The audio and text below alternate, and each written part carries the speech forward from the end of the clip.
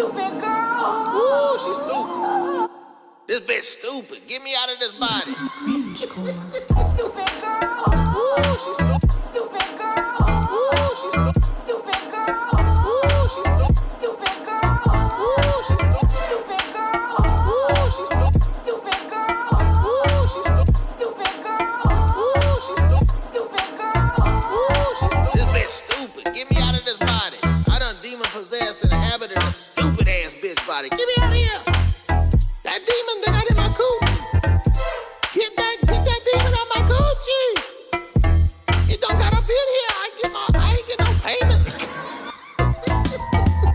I'm gonna have to check out that booty. I gotta see if there's any demons in that booty, that backside. Show me, girl. Show me what you got now.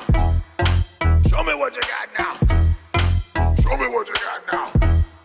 Damn, son, where'd you find this? Stupid girl. Ooh, she's stupid. Stupid girl. Ooh, she's stupid. Stupid girl. Ooh, she's stupid. Stupid girl. Girl. Ooh, she's stupid. This bitch stupid. Get me out of this body. Stupid girl. Ooh, she's stupid. Stupid girl. Ooh, she's stupid. Stupid girl. Ooh, she's stupid. Stupid girl. Ooh, she's stupid. Stupid girl. Ooh, she's stupid. Stupid girl. Ooh, she's stupid. Stupid girl. Ooh, she's stupid. Stupid girl. Ooh, she's stupid. This bitch stupid. Get me out of this body. I done demon possessed and inhabited a stupid ass bitch body. Get me out of here. That demon that got in my coochie. Get that demon out my coochie. It don't got up in here. I ain't get no payments. I'm gonna have to check out that booty. I gotta see if there's any demons in that booty, that backside. Show me, girl. Show me what you got now. Show me what you got now. Show me what you got now. Damn, son, where'd you find this? Stupid girl. Ooh, she's stupid. Stupid girl. Ooh, she's stupid. Stupid girl. Ooh, she's stupid. Stupid girl. Ooh, she's stupid. Stupid girl.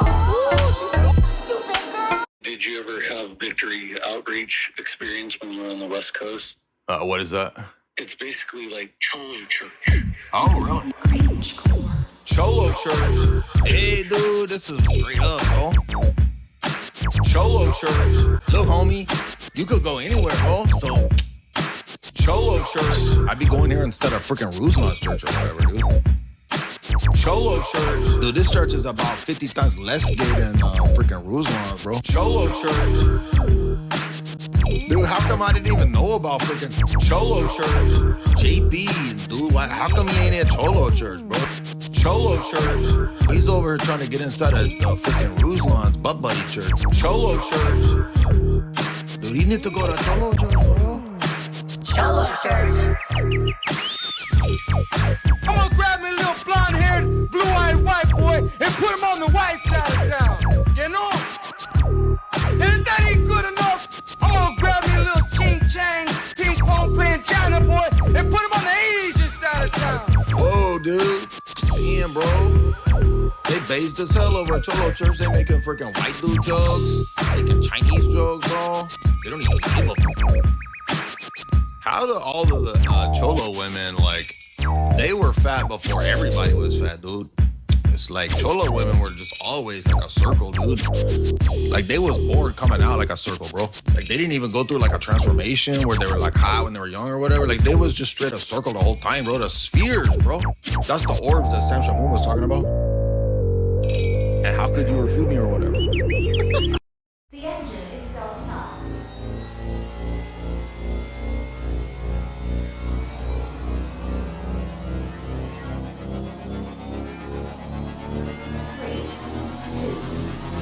Moment, space, wise. Let's create lives. Moment, space, wise. God the Father has a body. It's a very toned body. He looks good, he looks good. Moment, space, wise. Moment, space, wise.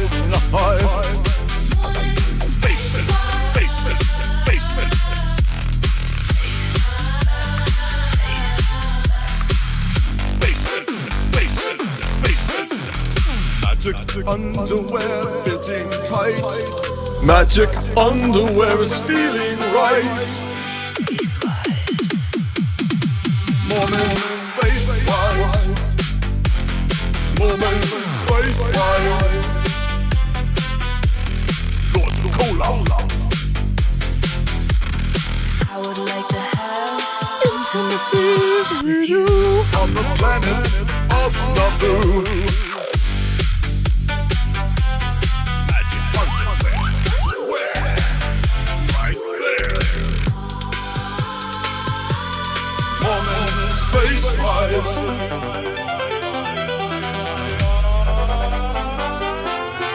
Let's create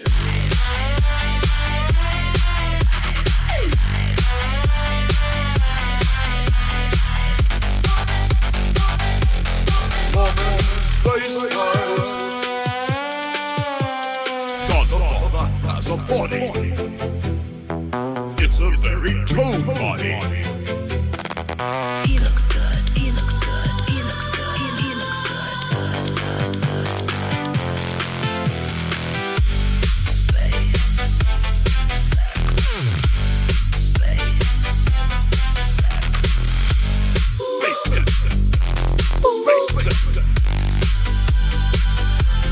Moment space-wise.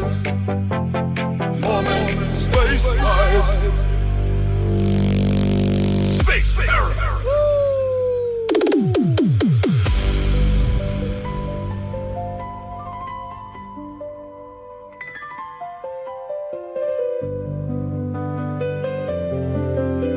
How many people want to make me?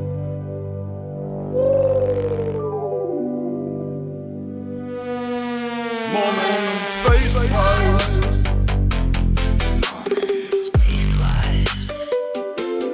Moment space-wise.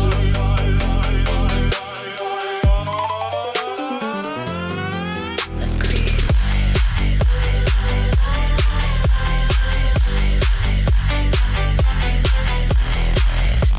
space, sex, space. Man, it's hard not to vibe to that. It's hard not to vibe to that. Don't lie. Don't lie. The ghost of your grandmama watching right now. If you start lying, you're going to be caught. What's up, y'all? Welcome. She got a demon in a coochie now. I got a feeling right deep down inside now. Bada po. Shock to the beat, yo cool. Shock to the beat, yo cool. Shock to the beat, yo cool. Shock to the beat, yo cool. I got a feels that's a season. I wanna slide this shit out your nappy. Just get over here now. I got a hex stars now. We gon' punch that bitch in it good right now. Biscuit over here on now. Somebody heaven. I not the punch in the good bitch. She got a demon in a coochie now. She got a demon, demon. She got a demon, demon. She got a demon,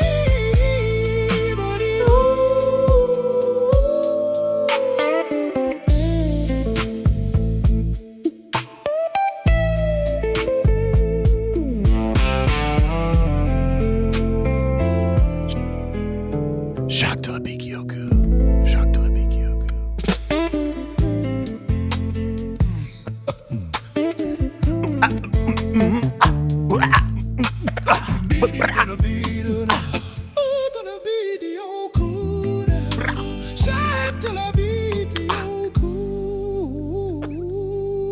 I got a feels that's a season.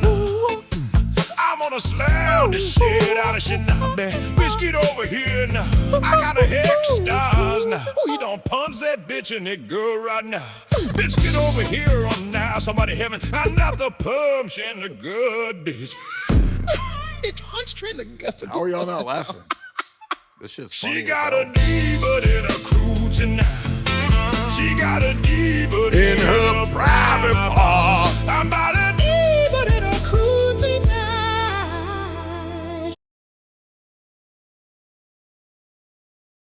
While we're on that spirituality tip, let's get into it. Let me take my Alps out. Too much caffeine. I'll start getting little nausea. That's my rap name, Lil Nausea. What's your rap name? Is Lil Nausea? Lil Nausea? Y'all ready for some spirituality? We got a man right here from straight out of the schizosphere. Religious delusions, once again, is on the subject matter tonight. Welcome to the Love Line. It's late night Love Line with Jay Dyer. We're going to be talking about spiritual delusions. We're going to be talking about demonic feels. Are you having some of those demonic feels tonight? I want your calls on the Midnight Love Line with Jay Dyer. First of all, we're going to get some spirituality with the schizosphere. You guys ready to get fully schizo tonight? I hope you're ready for full schizo. We've got Yeshua ben Benjamin ben Benji. Yeshua ben Benjamin. He's the son of Benjamin. He's Ben Benjamin. He's Renton Benjamin, the son of Ben Benjamin. Tonight we're going to get deep into the schizosphere. We're going to have fun. We're going to be talking about Trent Scorn, the scorned lover. My scorned lover, Trent Scorn. He's back, complaining once again. Does it ever get tiring out there in the moral sphere? Does it ever get old making videos that you're morally superior to everyone? Does it? Apparently not.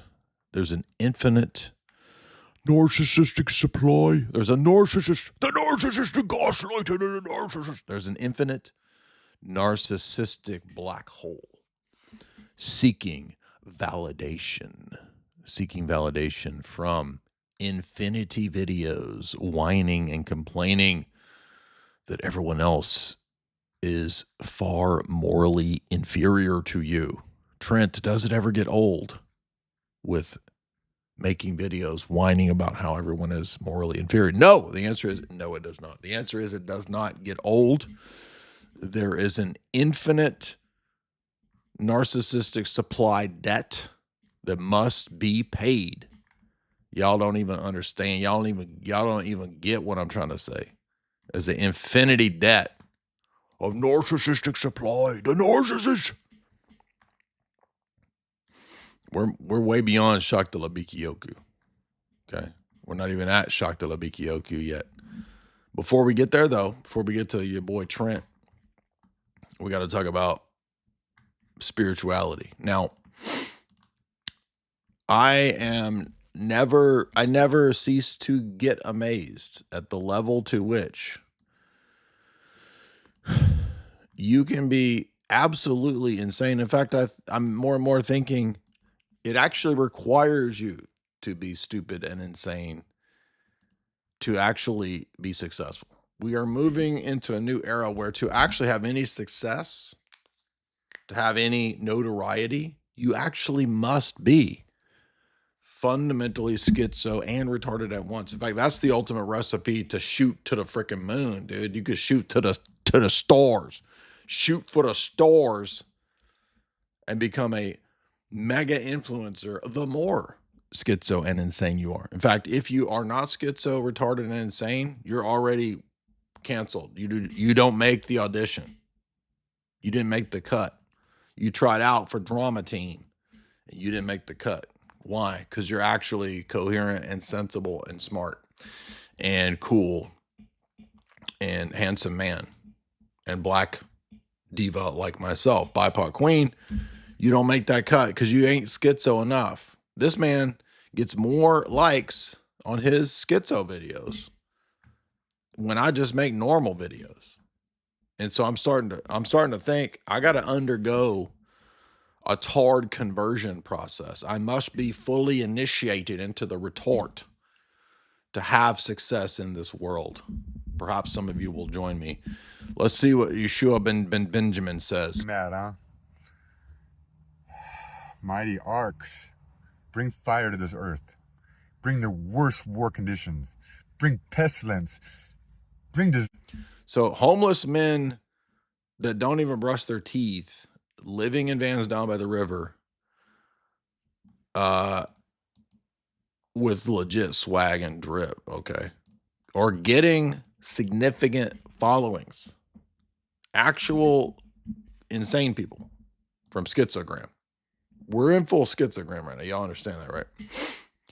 This dude is calling on the arcs, right? I didn't know there was more than one arc of the covenant. I guess maybe in the multiverse, every multiverse has its own arc of the covenant. You know, in the multiverse, they got a multiverse where the ark of the covenant is pimped out. You pull up that, you know, that ark like the Jews did, like the Israelites did in the Old Testament. It's over there, got hydraulics, it's pumping, it's bumping up and down. That's a Cholo ark, right? Like the Cholo song at the beginning. He's calling upon the power of multiple arcs. This dude went full Indiana Jones right here. He went full, you know, Raiders of the Lost Orcs. Disasters. Major earthquakes, superquakes. Remember our black friend that could call down a tsunami with his mind, or he predicted it. He could call down a mega planet to take out the Earth, but he also predicted the tsunamis. Now, what do I do when I have multiple prophets predicting and prophesying various conflicting calamities at once? Do I go with mega planets and tsunamis? Do I go with international conflicts and whatever this holy man is prophesizing? His teeth are absolutely grossing me out. I can't even look at that dude's teeth, man. It's grossing me out. Super volcanoes. Unleash it, mama. This dude is calling down super volcanoes. Not just a volcano. We're talking super volcanoes. Did anybody see Volcano? Remember that? I think it even had Pierce Brosnan's in it. It even had James Bond in it. Now, is even a super volcano a thing? I don't even know. Let's see. What is a super volcano? I'm guessing. Don't judge me before you know what I'm going to guess. My guess is it's a big volcano. It's bigger. Is that a super volcano? Apparently it is. So this man is correct. We have fact-checked him. Let's check out what a super volcano might look like when Yellowstone starts popping off. Okay. It's going to be hot as hell. Try to get out of there. Drive as fast as you can. In this kind of a situation, you can speed. It is legal. Okay. All right. So basically, we're talking 2012 John Cusack movie. Got it. What I want to know is, why is this homeless man so angry at the world that he's calling down a super volcano? I don't feel like we deserve it. And which of the arcs of the covenant is he calling upon?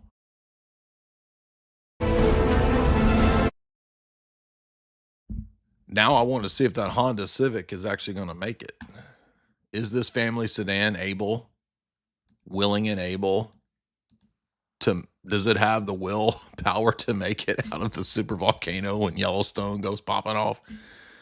I think they're going to make it. What do y'all think? It's looking good. I'm just trying to prepare for what the prophets are telling us are coming. We're going to be looking at a lot of prophets tonight, and not just prophets, but holy men. Talking about holy men. People complain, Jay, you don't talk about the saints and the holy men enough. Well, guess what? Tonight, you're going to get your holy fill. You're going to be so holied up. You're going to basically be, light beams will be blasting out of your face, and you'll basically just float up into the sky like Brian Gay Vila, right? Who says he could float. Tonight, you guys are going to achieve ascension. You're going to achieve enlightenment. You will all, by the end of this evening, especially if you give me super chats, by the way, you will become holy men and women. You will be sanctified, because we are going to learn the techniques, the skill set of prophet. I want to learn to be a prophet. You're going to learn tonight. You're going to also learn the skill set, the techniques of being a holy man. Holy man. Show me what you're working with. Guys, hit like and share. Where is everybody? Nobody wants a night stream? Oh, it's Saturday night? Who cares? There's nothing else going on. Get your ass over here right now. Ain't no streams better than this. I could assure you of that. I guess everybody's just not used to a late night stream. Well, I had to go to a hospital for my daddy, okay? So, ain't my fault. Y'all can blame the time schedules on my daddy. You could take it up with him. See, I'm gonna guilt y'all into feeling bad. Oh, I guess you think I should put streams before my unhealthy father. I guess that's because none of you have achieved holiness. So tonight we're gonna piety signal the fuck out this motherfucker. We're gonna piety signal like no motherfucker ever has. I'm gonna piety signal the fuck out of this. I'm being silly, dummies. By the way, I censored myself, so you can't say I said a naughty word. Now, does Honda Civic make it out of this man's dire doomsday Armageddon prediction?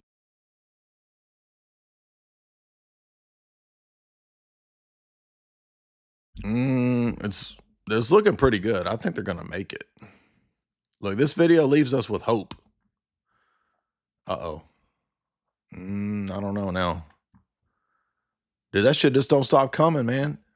Good grief. Oh, no, dude. Oh, shoot. We got so close. Anyway, you have been forewarned. When the prophecies are fulfilled, a lot of y'all that are not holy, which is most of this audience, most of you are all just degenerates, just total, just morally vapid, just vacuous, just freaking devil children in this audience, just problem child. Everybody in this audience is a damn problem child.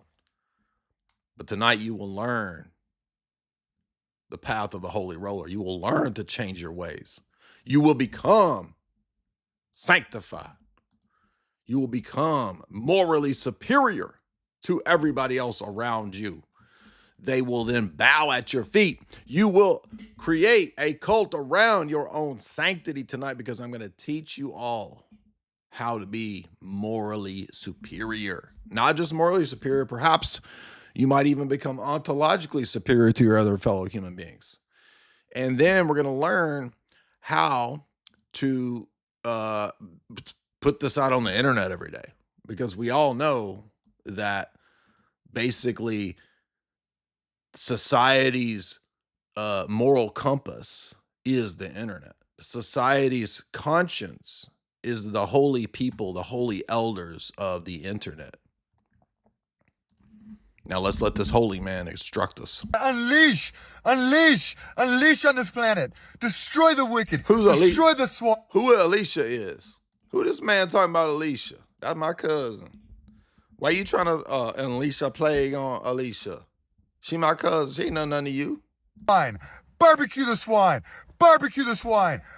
Damn, dude, I'm starting to get hungry now. Now, question is this man on his way to becoming Muslim? Because we all know in the hadiths, right? At the end of the time, Jesus gonna come back and cook the barbecues. He gonna cook all the pigs in the world. It'll be a global barbecue like ain't nobody seen. Okay, I know y'all have been to some barbecues. You know what I'm saying? You've been to the barbecue at the park with your homies, with your cholos. Okay, this is going to be a global barbecue like nobody has seen when Jesus comes back and cooks all the pigs. Perhaps this holy man is referring to that. Barbecue the swine. Fire burn you. Oh, you people want to make me mad, huh? Listen, do not piss this man off, first of all. Lesson number 1, do not piss off a prophet. Do not piss off a holy man. Why would you even put us in this situation? Whoever it is, all of y'all out there that pissed him off. Why would you even do this to us? Okay, now we're not done, because Yeshua ben Goober Snatch over here has a lot to teach us. A lot. This is a treasure trove of sanctity and wisdom. So let's sit and learn. Let's sit and learn. Check this out. So in my vision, I'm seeing the land. I'm seeing the final results. And I want it to be a place where it could be the annual gathering spot for healers and yogis and, you know, the festivals they have every year. Yes. Well, This man wants to start Bertaria. He wants to start a campground for the shamans and the holy men, for the Trent Horns of the world, the holy men, the pious ones, the humble saints of the world, can all then gather together and essentially affect world healing. Who has a problem with this? be at the land. I would create a football-sized field shape. Listen, again, guys, he's not asking for much. He's just asking for a football stadium for healers. Okay? He's just asking for a football stadium of healers. That's not a large request. A lot of y'all are greedy. You're consumed with your capitalism and your greed. You don't want to contribute to the saints, to the holy men. This man has a plan for world peace. And the only reason that we can never get this done is you guys. You guys are the damn devil's offspring. You bunch of succubi in the audience. We got a little, half of the audience is incubis. Half the audience is a succubi. Y'all are the problem. Bomba clocks over here. Bomba snatch over here. Boomba cock over here is about to solve the world's problems if you just give him a damn football stadium. All he wants is a football stadium, bro. Can you not cough it up? Audience, I'm asking you right now, send super chats so we can purchase this man Soldier Stadium, Soldier Field. I don't even know if that's a freaking football. I don't know nothing about football, dude. Dude, F football. F football to fucking heck, dude. F it to fucking heck. I'm talking about, that's how I really feel about football. You get the raw, late night, love FM radio station vibes from me tonight, y'all. We just tell it how it is. And a lot of y'all don't even introspect. Y'all don't even introspect. Y'all, I'm talking about the man in the mirror, okay? What am I talking about tonight? What is Jay on tonight? I'm talking about the effing man in the mirror. That's you, son. I'm talking about the man in the mirror. Oh, yeah. Hello, ever heard of this song, perhaps? I'm asking you to change your ways. Tonight, we are going to learn to be holy. We're going to learn to be a prophet and to be a sanctified holy man. But it's going to take you looking in the damn mirror first. A little bit of, not your vanity mirror. I'm talking about the moral mirror that I'm going to hold up to all of y'all tonight. I'm talking about the man in the mirror. Shamo. He. I'm asking the audience to change your ways. Oh, yeah. No, could have been any clearer. If you want to make the world a better place, better give a super chat to Jay right now. Hoo! Hoo! Hoo! See? We're going full Jacko tonight. We're all full Jacko. By the way, we're not just talking retard shit tonight. We're actually going to get into some good stuff. We're going to get into some good meat tonight. Some spiritual meat off of the bone. Vegan spiritual meat off of the bones. Designated for that time when all the healers would want to come. I would make it just a utopia of healing, of love. Again, how could you argue against this? My logic detector is detecting no fallacies. No fallacies detected in this man's healing wisdom. Come and take refuge. A peaceful sanctuary where many can come and go. Yeah, dude. Freaking freedom, dude. Screw you and your freaking fascism and your rules. Rules, clocks, time. Oh, gotta be there. Oh, 8 a.m. work time. Oh, gotta drive on the freeway. Oh, all the clocks. Big Ben. telling and preaching me to be a prisoner to the four-dimensional time matrix. Nah, bro, I'm free. Come be a part of the healing, part of the festivals, part of the light, and take it back to your community and share that with the many. Inspire them to come forward. You know what I'm saying, people? Like, this can be Yes, a place in all the yoga I'm vibing. magazines. All the yoga magazine. So right here, he's this is a dog whistle to the yoga chicks. This is a dog whistle. Woo, woo, woo, woo. That's a dog whistle. It goes woo, woo, woo, woo. That's a dog whistle to bring yoga chicks with the yoga mats to the football stadium. Right now, bring them yoga booties in. Let's fill this stadium up. Fire up them blunts, dog. All the shaman magazines, all the enlightenment magazines, a place where all the teachers want to come be a part of. And in that time when they come for that festival, we would have a music festival side by side going with it. Oh shit, dude. That just makes sense now. Cause the music will pay for the football stadium, right? But is it free? I'm confused. What do y'all think? This man has a plan for world peace and utopia. Inviting lots of bands to come take part. Oh yeah, I'm thinking Marilyn Manson. I'm thinking Halloween, Oasis for sure, Limp Bizkit, Linkin Park, Evanescence. What's some more bands? Hole.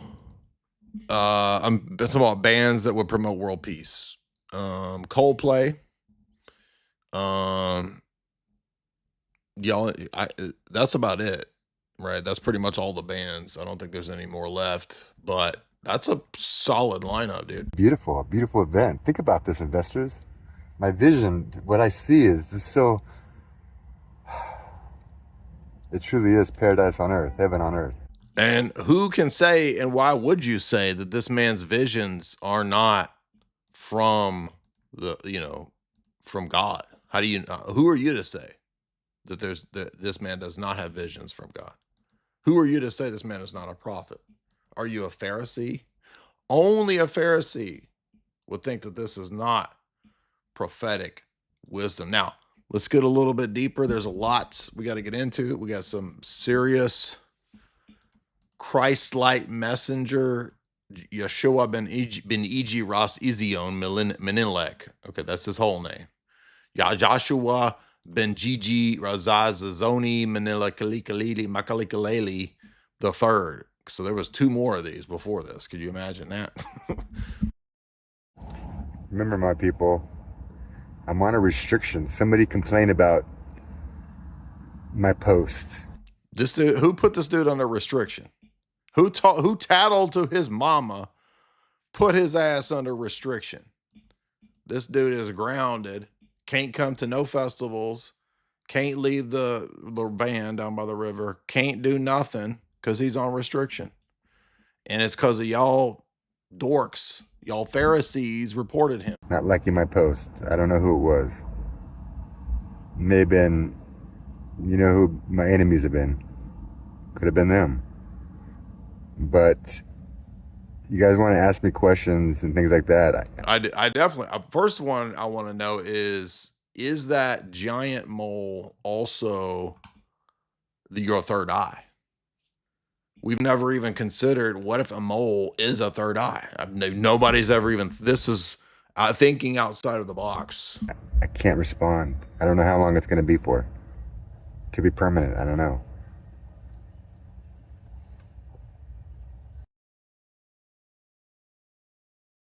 Again, ageless wisdom. I'm vibing. Are you? Let's see what else we got. I just heard something in the ethers. There's a message in the ethers. Now, a lot of us get confused. We tend to think there's one ether. No. only a very low level unenlightened person would assume that there's only one ether. No, and in fact, there's levels to this shit, dog. There's levels to this ether, bro.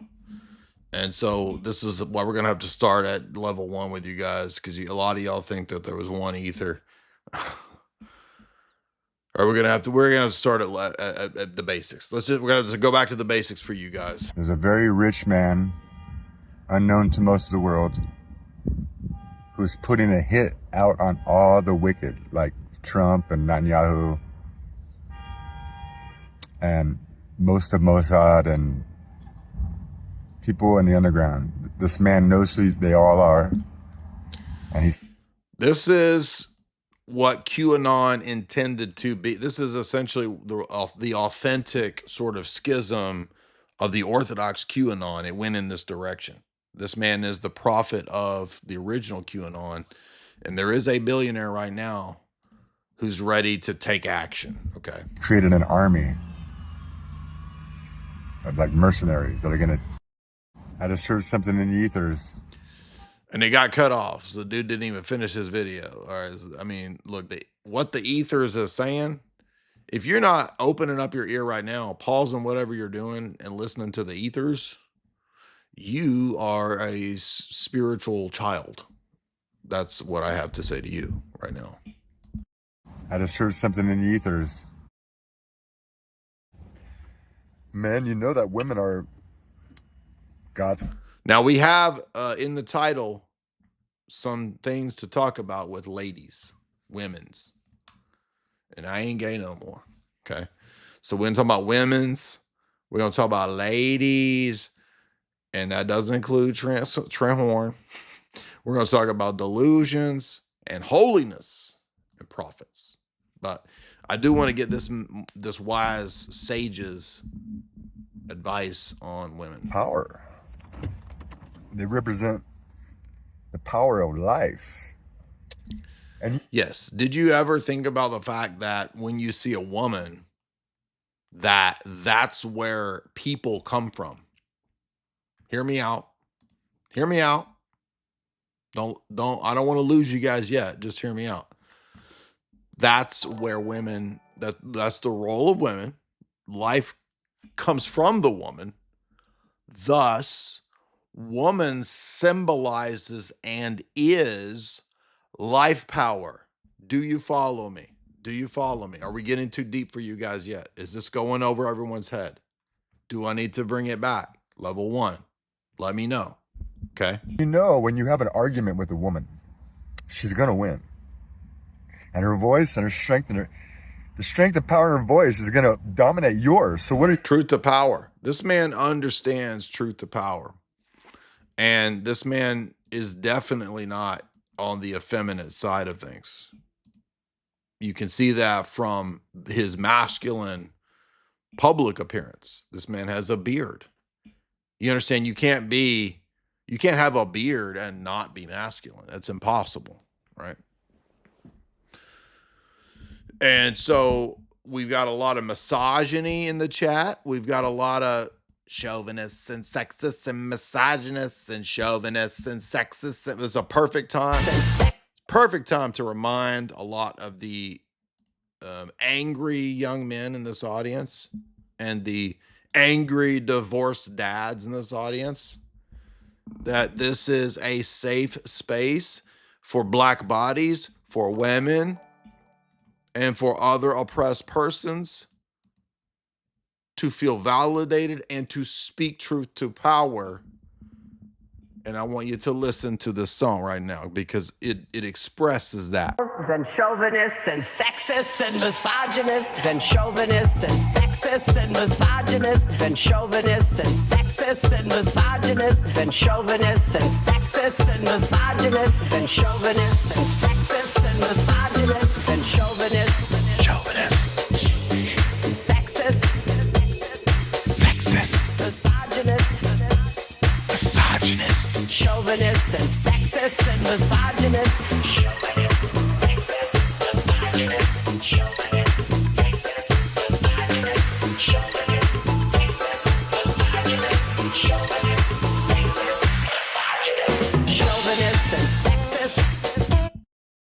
Now, you've had your mind blown. Let's get back to learning wisdom. Ancient wisdom, by the way. You gonna do? You're gonna manipulate the situation. Baby, baby, baby, whoa. Hey, baby.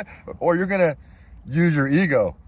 Fuck that shit, bullshit. And you start cussing. Yes, strong. When a woman can use reason. Speaking truth to power. We all know that the dominant faculty in a woman is reasoning power to crush the emotionalism of the man.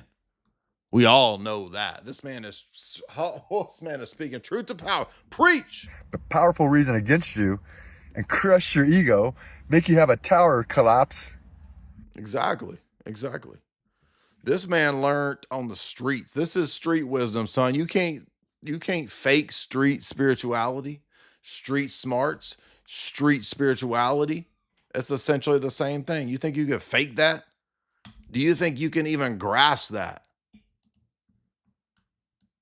Women equal life power, reason, logic. Man equal femininity, passivity, emotion. Clearly. Duh. You'll turn to anger and violence. You see the exactly. Where does violence come from in the world? Patriarchy. The men. Who fought wars for the last 2 million years? Men. Who was spiritual and in tune with the grass and the plants and shit? Women. Duh. Control of the woman over man. Why man loses his shit, as we know. But a woman can control herself. Absolutely. We know histrionics, masculine quality, okay? Non-histrionics, reason, logic, order, engineering, mathematics, metaphysics, feminine qualities. Learn before you speak, bigots. And her emotions, a little better than a man, just because she's a little more in tune with them. Exactly. Men seem to... being in tune with emotions is diarrhea, vomiting them out at all times. That is being in tune with the intuitions that y'all don't even follow because you're too blinded by your egoism. Push their emotions away or hide them. Hide their feelings, hide their emotions. They're not in tune with themselves, or women are. Women walk this world free. Men. Now, why has this man speaking such ancient gnosis not received one like on this amazing Instagram reel? Why? You tell me why. If it's not explained by the fact that we do not have a safe space for women bodies in this society. Tell me that. It is not explained by the fact that we don't have a safe space for black bodies in this society. Exactly. Don't. Men walk with more tension in their bodies, more insecurities, more, am I tougher than the... Yeah, we see it in male, almost gorilla style behavior. Can I overpower other men? I walk around as if this, and I puff my chest out because I must compare myself to. That is masculine toxicity and weakness. Look at the next guy. Is my wife? Is my girl? Is she liking me, or is she looking at other people? A man worries about his woman looking at other people more than a woman thinks about a man looking at other people. Oh shit, dude. This is what I'm trying to tell y'all. Tonight you're gonna learn. You're gonna get preached at, son. You're gonna get preached at. We don't do a lot of preaching on this channel. We don't do a lot of moral superiorities. Tonight, you are gonna get it shoved down your throat, son. You're gonna get Bible thump knuckles. You're gonna get Bible thump knuckles on your privy member. You're gonna get Bible rolled up and stuffed down your throat in terms of just, we're full holy roller tonight. People, you know what I'm saying? A woman can let go of a man knowing she'll get another man. Where a man, no different. You know what I'm saying? So you have to realize the power that women have over men. Shit, man. The God power, the strength. Exactly. Wouldn't it be goddess power? But we'll say we'll give this man a pass for his misgendering, but whatever. But they also have the devil's power. They can use it very easily too against you. Exactly. See, a woman is essentially all qualities in one, and she has sorceress powers that could either mean your salvation or your destruction. Okay. She's like Kate Blanchett in The Lord of the Rings. Right. You will have a dark queen. A dark BIPOC queen. Do you want Galadriel or do you want a dark queen? And she is also various and sundry other deities. Okay, I'm talking various Shivas and Kalkis and whatever else the hell is out there. And it's really up to her whether she chooses to be your salvation or your destruction, because she is a force of nature. And how dare you? How dare you? Because Father made him so beautiful, but the reason why women are Father's favorite, because just like any man, they love their daughters. Yeah, exactly. Men, you screwed up, dude. Father's favorite is them sweet ladies, right? And you screwed up. You guys all screwed up. These is the facts, though. We're learning tonight ancient sage wisdom, gnosis, to achieve enlightenment and sanctity. For their daughters. They protect their daughters. You're not touching my daughter. She's anointed. You're not. I'm pretty sure. Who wants to put money on whether this dude actually has a daughter? This doddering old fool does not have a daughter. Okay. I'm not believing that he has a daughter. Touching my daughter. It's like that. Your son? Well, somebody else is telling your son that. You're not touching my daughter. I feel like this man touches daughters. I don't feel like he's actually warning people about not touching daughters. I think this man actively touching daughters. Okay, you feel me right now? You get what I'm saying? So women are the gold of the earth because they're the ones that can continue the family. Are the women the god of the earth or the gold of the earth or the gold god of the earth? Family line, bringing out babies. A man will just provide the seed for the next woman. But the woman is the... Exactly. What is the man? Basically, a hose, a dumb emotional hose, and he'll just turn the spigot on for another one. A woman is a golden goddess that is essentially an incubator. Okay, do you guys know what an incubator is? We got a lot of incubi in the chat and succubi in the chat because are all degens. But do you know what an incubator is? It's essentially an apparatus, a contraption that cooks the eggs to hatch out creatures. Okay. That is essentially what an incubator is. A woman is basically a living version of that, but also a golden goddess. The creator of that seed. She's putting, the pieces are coming together within the mother, growing within the mother. Otherwise, they'd be growing within the man too. Exactly. Hello? Is this the only man that I know that has seen Junior with Arnold Schwarzenegger? One of the greatest movies ever made. Hello? Hey, babe. It's freaking hot in here. Could you turn on the air? I think I put it up to like 76 before we left and make me a little bit more coffee. Thank you. You are a golden goddess. You hear me? See? We're learning wisdom tonight. So, a lot of y'all have not seen visual proof that men can have babies. And I'm going to prove that they can because I watched Junior many years ago. And the best part is the breathing when he goes to Lamaze class. Lamaze, y'all know about Lamaze? That ain't your favorite black dude. That's a class where you learn to breathe. Breathe. I can't breathe. Breathing class.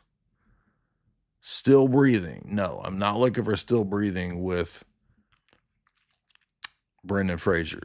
I'm looking for Junior. One of the greatest scenes in all of Hollywood history is Arnold, your boy Arnold, when he was trying to learn to do Lamaze to give birth. Now, this movie actually kind of is literally like weird predictive programming. Why is this not coming up?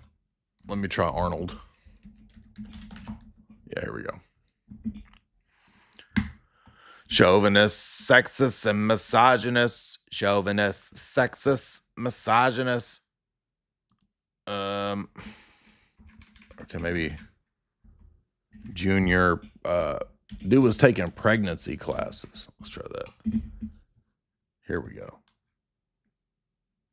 Here's a great scene right here.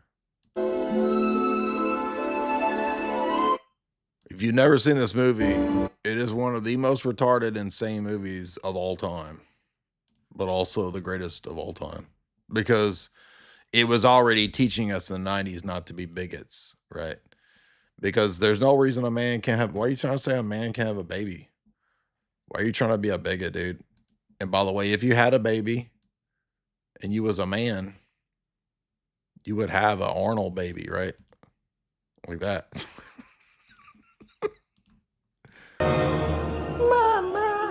Mama, do you want to have a baby with me, mama?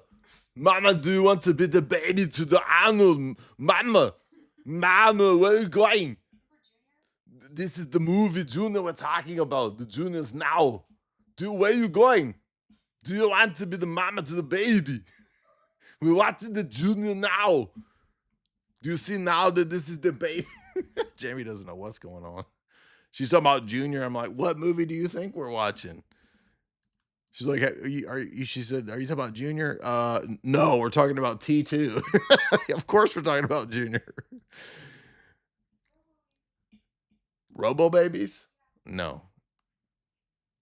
That Robo Babies are less of a horror than this movie. This movie is pure horror, dude. But here we go. This is when Arnold's taking women's classes. This is so stupid, dude. This is one of the dumbest, literally one of the dumbest things of all time. It was so easy in the 90s to make a movie. You could just pretty much do anything. 80s and 90s. This whole sequence where they're teaching. I'm not laughing because it's actually funny. It is so dumb, so retarded, so stupid. It comes out the other end to actually be funny. Just like Jingle All the Way is so stupid, so retarded that it's actually funny. Do you realize there are some movies that are so bad, they're actually good? But not just watching a bad movie like Mystery Science Theater or Riff Tracks and having fun. I'm saying it's so bad that the comedy goes all the way out the other end and comes back around, and it's actually funny. I don't know how. That's one of the mysteries of like actually multiple Arnold Schwarzenegger comedies. They're so stupid. Like I actually end up laughing really hard because it's so retarded. Like Kindergarten Cop, Jingle All the Way, Junior, they're so retarded that they're actually funny. I don't even understand it. It's some sort of weird mystery. So I can't play the music, but like he's got this fat Chinese chick teaching him to do Lamaze. I think what's funny about it is that people thought this was funny, right? That's like a meta level of funny that people thought this was funny. And then Arnold learning to change diapers.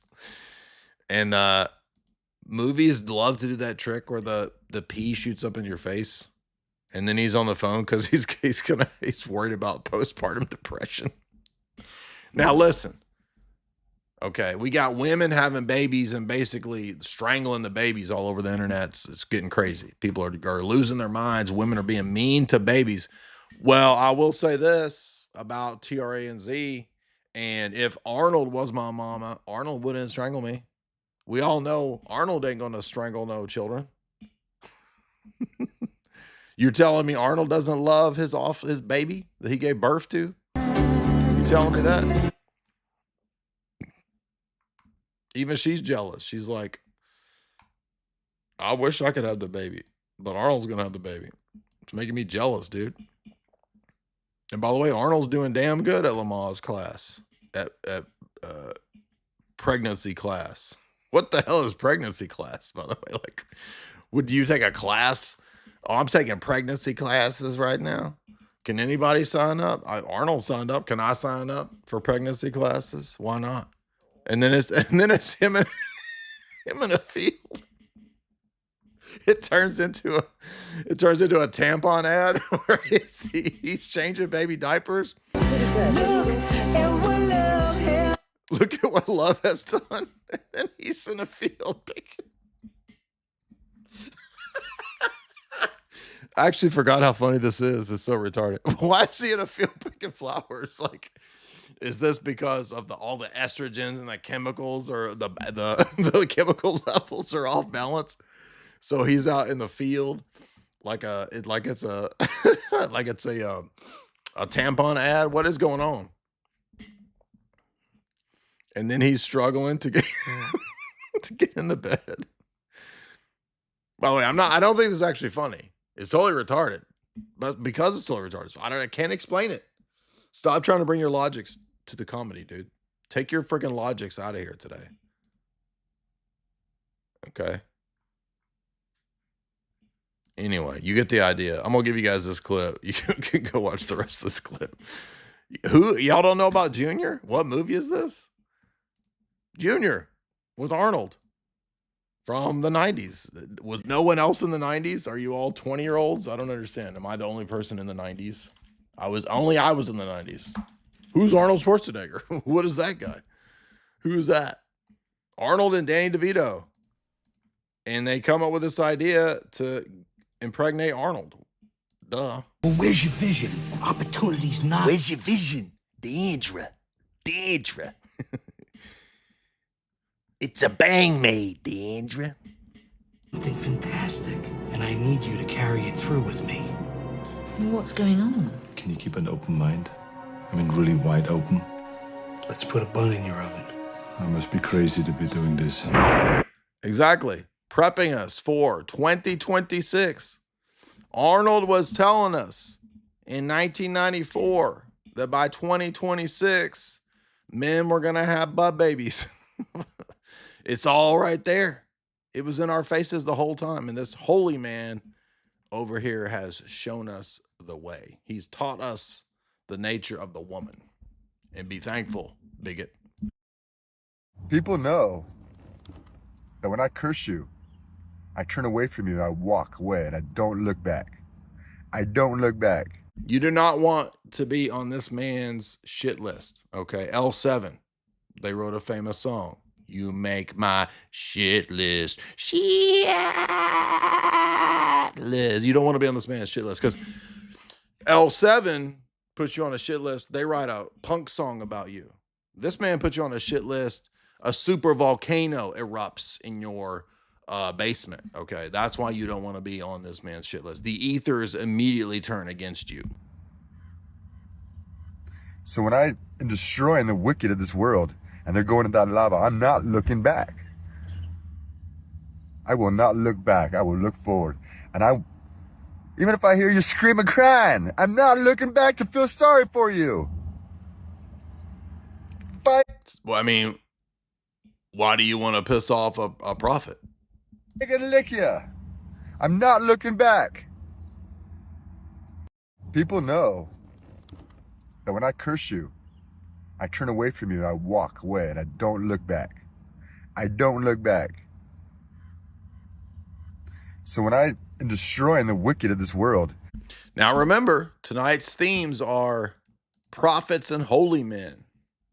We're going to Bible thump your ass into oblivion tonight. We're going to shove the Bible down your throat literally tonight. People know that when I curse you, I turn away from you and I walk. How many times does he do this? This is like the second time. Give me another one, dude. We want wisdom, dude. We know the dangers. We are not on your bad side. We want wisdom. You witches and warlocks should really give up already, because you can't walk on the fire that I'm standing on. Oh, shit, dude. Y'all notice how he flipped the script? Did y'all see that? Did y'all catch what he did right there? Because a witch and a warlock, a lot of y'all may not know this. Let's get into some of the esoteric stuff. Witches and warlocks, they do fire walking. Okay. They'll stand on a hot coal. You'll be over there wondering how the fuck they do that, dude? Your mind will be blown while they're over there just chilling, standing on lava, probably standing on a super volcano that he called forth. Okay. That's what witches and warlocks do. This man just flipped the script. Let's listen to that wisdom again. Notice, pay attention, sage wisdom. I'm teaching you guys. We're learning tonight. What did he just do right there? Really give up already, because... So first we have a warning. You witches and warlocks, be forewarned, time to give up. Cease your activities. I will bring spiritual lawsuits against you. Cease these activities immediately. Warlocks should really give up already, because you can't walk on the fire that I'm standing on. This man stands where you cannot walk. Okay. That was how he flipped the script. Essentially, he's saying the hot coals that even the sorcerer fears. This man can literally just chill. He could just stand there. And that's quite a contrast. I don't know about you, but that's quite a contrast. Okay. Are y'all ready? Y'all want to move on, or do you want more wisdom? Do y'all want more wisdom? Guys, remember we have a show sponsor, which is choq.com, CHOQ.com, the best in supplementation on the internet. Up your toxic masculinity. Become a true goddess, a true BIPOC queen by heading over to choq.com. Use the promo code J60Life, that's JAY60, to get 60% off all of those great Choq products, including the Tongkat Ali, including the Ashwagandha, including the 7 Wonders, including the Daily, and you can unsubscribe at any time. Now, we got sage wisdom coming at our faces. Basically, well, I'm not going to say that. Can't walk on it. I will devour you. Take this further. This man is a devouring fire. You did this. This is an unstoppable force of nature. This man here. Completely. I have to say though, the interior of his vehicle, whatever sort of Prius, it looks as if this is definitely a Prius, is far more tidy in terms of the roof than I would have expected. I expected with a man of this worldly nature, this worldly traveled man, to have multiple stains on his Prius ceiling. I'm detecting none whatsoever, and so I am impressed. This man keeps a tidy house. Leviathan for you. You witches and warlocks should really give up already, because... You know, sometimes it's good to just go straight to the point. Just keep it simple. Let your prophetic warnings just be straightforward. Witches and warlocks, you can go to heck. Because I stand on the coals that you fear. Just leave it at that. No need to yap. Just simple prophetic warning. And we're learning tonight. We're in prophet class. Greetings. Oh, coffee. So I was having this discussion with this young man, mid 30s, dreadlock kid. More ragamuffin. Yes. This man calling another man ragamuffin. This man is literally a rag that eats muffins. That's it, right? This man is a muffin made of rags, basically, calling other people ragamuffins. I really want to know where this is going to go. Again, sage wisdom incoming. Prepare yourselves. Prepare yourselves. This is high level, high tier spirituality is about to be dropped. We all want to be in a spiritual state before we do so. And to prepare you for that, I have a nice little song that you guys may have forgotten that is a classic over here on Jay's Analysis that we have in many spiritual states when we've achieved enlightenment. We have sung this song. Some of you may be new here. You've not learned this. You're not familiar with this esoteric chant. And so I will help you tonight. You will learn. I will initiate you guys into one of our classics around here. This is the classic Oregon Spirit Rainbow Festival in Oregon. And this is Rainbow Around the Moon.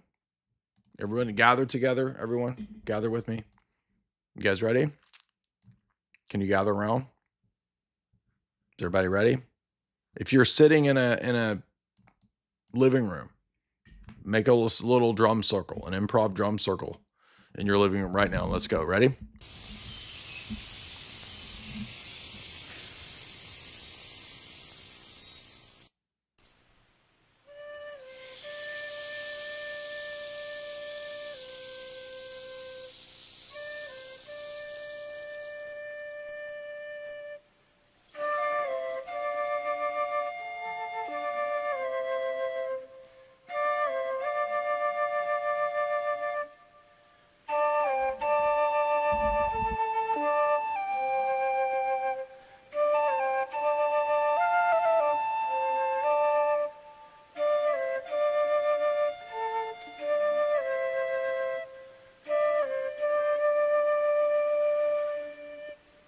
There's a rainbow around the moon. There's a rainbow around the moon. Sing with me, guys. It's very simple. There's a rainbow. There's a rainbow. There's a rainbow around the moon. Oh, it's right there. There's a rainbow around the moon. There's a rainbow around the moon. It's gonna get, you're gonna feel in a minute, get Frisian. Ready? There's a rainbow. Ready? There's a rainbow. There's a rainbow around the moon. There's a rainbow night in the pale light. I like that chick when when she starts feeling it, she just goes off, dude. She just pops off. She's like, him dum dum dee dum da ba da da shak la biki yoku and down. Magic ring. There's a rainbow to the heavenly host around the moon. Hear the angels sing. There's a rainbow around the rainbow. There's a rainbow around the moon. There's a rain-drenched hoe There's a rain-drenched hoe. There's a rain-covered hoe at the Moon Festival. That's what I'm thinking is going on. But let's get back to the sage wisdom. He's got the dreads for, I don't know, maybe pickup girls. I don't know. But we were talking about Shadrach, Meshach, and Abednego. Again, Bible talk, dreadlock Bible talk. Let's do it. Y'all ready? Bible study with the prophet. Have you ever thought about doing a Bible study with an actual prophet? A lot of y'all think, oh, Bible studies, preachers, professors. How about Bible study with a prophet? He was swearing to me that, no, there were 3 men that were put in a fiery furnace, and the Lord saved them. Well, my argument always goes to, okay, then why were so many burned during Holocaust? Why were so many righteous women burned at the stake that weren't witches? Hello? They're just herbalists. Yeah. Again, I would guess, by scholarly estimates and the ethers, that approximately 2.4 billion herbalists were killed throughout the Middle Ages and in Salem due to false accusations of sorcery, okay? When they were merely herbalists, duh, dude. What about the many people who've had to burn in a house? Righteous people. So it was never about 3 physical men in a fiery furnace. It's about This man is an allegorizing master. Okay, this is essentially a new origin. This man has figured out the mysteries. He's decoded the prophecies. He's decoded the signs and the symbols, the types, the tupos, the prototype. This man has mastered the mysteries, the ancient arcana. consciousness and how Father can save your mind. A lot of you are functioning at a low vibrational frequency. You think Father is here to save your bodies. You would think that. You would think that, being unlightened. Okay. There's enlightened and there's unlightened. There's understanding, overstanding. Okay. Right now, I am overstanding you as you understand me. And Father did not save your body. He came to unlighten you, to enlighten you. Ponder that for a moment. From doing things like that, from wanting to throw people in a fiery furnace, for wanting to nail people to a cross, hang people from a tree, electrocute people, shoot people, all these things. This is powerful. Is what Father can save your mind, your 3 levels of consciousness from becoming. I mean, dude, we've got a lot of noobs in this chat right now. I'm looking at the chat and I am just disappointed. I bet we've got 70% of the noobs in this audience couldn't even name the 3 levels of consciousness. I'm reading the chat. I want this chat. We're going to do a test. Chat, I want you to name the 3 levels of consciousness right now. If you can't do it, you're going to send me a super chat. Name the 3 levels of consciousness right now, or you owe me a super chat. And all proceeds will go to this man's Super Bowl stadium that we are purchasing him.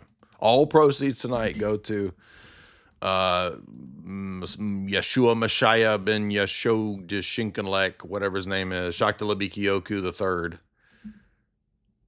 And if I don't see any super chats, I'm going to know that you are spiritually in a low vibrational state. Guys, I'm trying to raise your spiritual state, your vibration, your frequencies, and I'm going to need a super chat to do that. Some are speaking of contact highs, ganja. I feel like this man would give you a contact high through the screen, but that also might just be spiritual prowess. That would just might be spiritual mojo, spiritual aura. This man is spiritual maxing, spiritual gooning right now. OHNM, Ohm. Okay, we're getting close. North, east, west. Okay. We're not talking about names of Kanye children. No. Joy, pain, peace, getting close. Butt, fart, sniff, very close. But you're too caught in the bodily lower vibrations.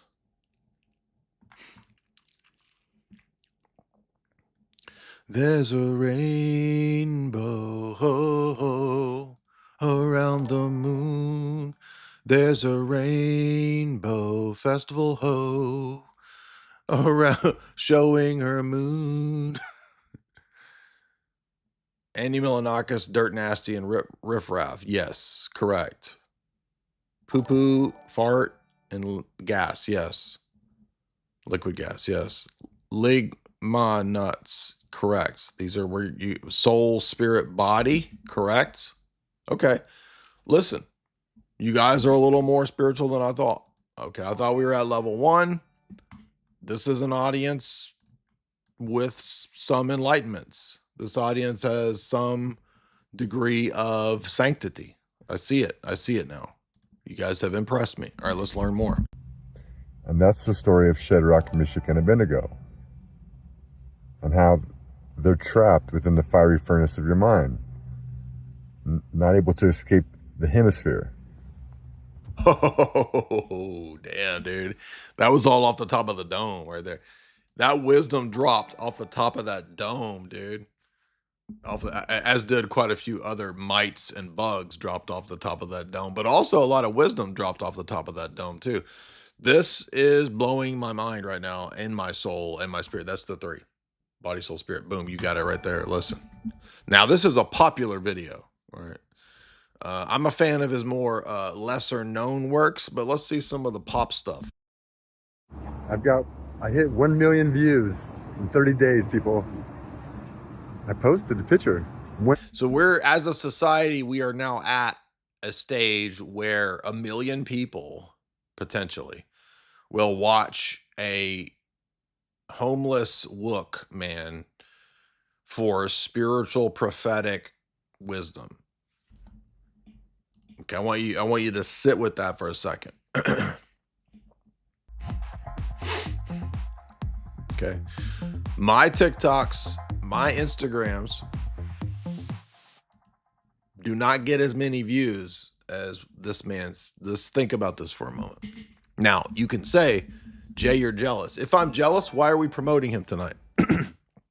Why are we getting sage wisdom dropped on our just pounded into our soul, just freaking like a 30-06 to the soul tonight with this spiritual wisdom? If I was jealous, I would be stealing this man's videos and saying that they were me talking. In fact, I could even do that, right? That's what you guys think I'm doing this, right? I could do that. Let me show you what we could do. We could do it right here. Watch this. 1 million views in the past 30 days. Yeah. See how I can do that? Let's try it again. Watch this. This is what I could do. Another nighttime one for tomorrow. You got to think of your mind of that as like an orchard, as earth, and the many seeds that are planted. Some are planted on rich soil. Some will fall on sandy ground. Some will fall in thorn bushes. And some will fall on rock. You see what I could do? And you would be none the wiser. None of you would have even caught that. You would have thought, oh, bro, where does Jay get this stuff off the top of his dome? I could have stolen all this man's wisdom, duped all of you, $1 million in super chats, 23 Bitcoin right away, boom. But I didn't do that. Proving to you I am not jealous at all. I'm here to learn. I'm a student. I'm but a humble student. And I sit at the feet of the masters. I am but a humble student, seated at the feet of the masters. And that represents characters of the mind. You know, when it falls on good, fertile ground. Yeah, he's talking about the seeds, right? He's talking about bitches that get pregnant fast, bitches that don't get pregnant fast, right? He's talking about how it is. He's talking about the ladies earlier. He's talking about it again. There's a lot of growth coming from those thoughts, like pertaining to father and mother, ascension, growth, all that stuff, right? Those are thoughts from the seeds planted on rich soil. See, a lot of you don't even think about interpreting everything that's happening in the Bible as the altars in your head. That never even occurred to you that the biblical characters might actually just be various altars within your head. Now, again, this man tends to get more views than I get, so we need to. I'm being humble. How am I being jealous? I'm being humble. I'm sitting at the feet of sage wisdom. There are more people in this country who want to learn wisdom from some of this man's clips than anything we have over here on this channel. And so, you know, for me, it's a catch-22. It's a lose-lose proposition, because if I play the videos, I'm jealous, but I need the wisdom. If I don't play the videos, I steal the knowledge bombs and get accused of being a fraud. So it's a catch-22 any way I go. Anyway, I think we've had enough sage wisdom. We've been doing this for a bit here. We've got some interesting news stories. Now, the Roman Catholics are not happy again. Shocker, this week. They're not in a good mood. We saw, of course, the Roman Catholics with our little gay friend, Jesus and whatnot, was having a hard time because not only, and we got to talk about this because this relates to delusions and prophets, mystical visions, seers, sages. What is it that we are supposed to learn from young prophets like Jesus and whatnot? What is the sage wisdom that they have to teach us? Well, if we come on over here to my recycle page, whatever this is, reshared page, let's get an update from Cleve, because Cleve has been tracking a little more with our young prophet friend here. Turns out, I don't know if y'all know, but it turns out this man is also a prophet. You know, we thought maybe he's just a, you know, uppity little gay kid. No, this is a prophet. And allow me to explain. Sleeping, I had a dream, and the dream, I won't go into the details, was entirely in Latin. I saw all of these golden words flashing in front of my eyes, and there was a whole plot about, you know, getting home to New Jerusalem. And when I woke up in the morning, I translated the Latin words, which is a language I didn't speak, by the way, so I couldn't have made this up in my dream. But so we're supposed to believe that he has dreams of Latin texts that come to him in his head. He then, as he wakes up, translates them. There's no way how did he know these Latin words if he's not a prophet, if it's not a dream from God? Dude, God is sending this kid dreams. He's been on a dream shtick con for a good bit. He's been doing it for a minute because this is old, right? He became Roman Catholic. He's got a damn a snow globe over there on his icon wall. What the heck is that? A snow globe? What the hell's he got a snow globe on his icon wall for? I translated the Latin words, and it was talking about the intercession of the saints, and it was talking about how it was good. How else could that happen unless this kid has got the gift of prophecy? There's no other way. And so this is, by the way, why he became Catholic. The part of the reasons he had a dream with a Latin word, and that told him to become Catholic. So I called my friend and I said, hey, I need to become Catholic immediately. Then I went to sleep. And while I was sleeping, I had a dream. And so we're not joking here, okay? As I've been saying for how long, Roman Catholics are deluded, charismatic goobers. Here is this kid telling you the reason he became Catholic is because he had a dream with a Latin word in it. So that was telling him to become Catholic immediately. No discernment, no spiritual father, no checking it against church history and divine revelation. No, I mean, immediately become Catholic.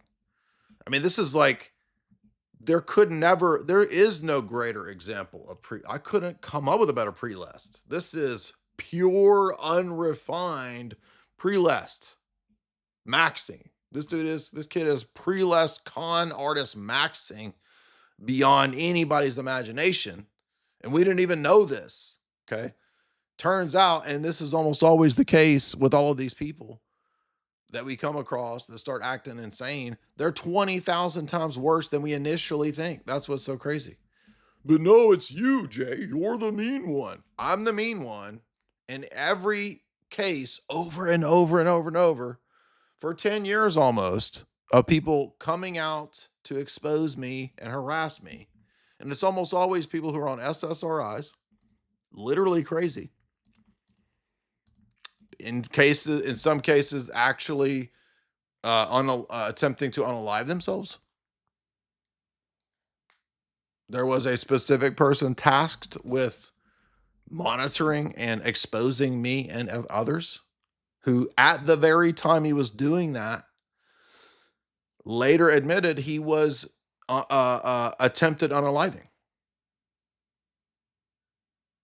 On top of, this is not the other 4 to 5 medicated loons who've harassed and come after me for years. This is another one.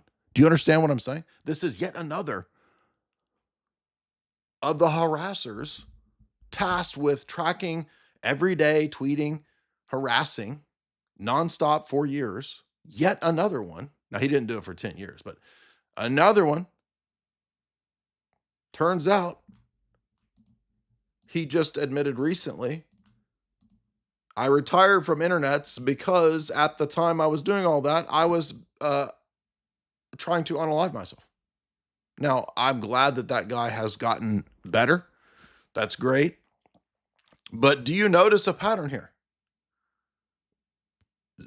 A person with Z on his X profile, years of after me, okay? Suddenly he says, oh, turns out I'm a schizophrenic. To me, on the live stream, on the X call-in, calls into the X call-in, says, I am schizophrenic, and why are you sending people after me? You can't make this up. I'm like, what are you talking about? Go away. you go away from me. Another person just gets off of his meds and becomes an SSPX monk. And he garners 100,000 plus followers. Another actual lunatic that I told you would be an apostate. I told you this, give it time.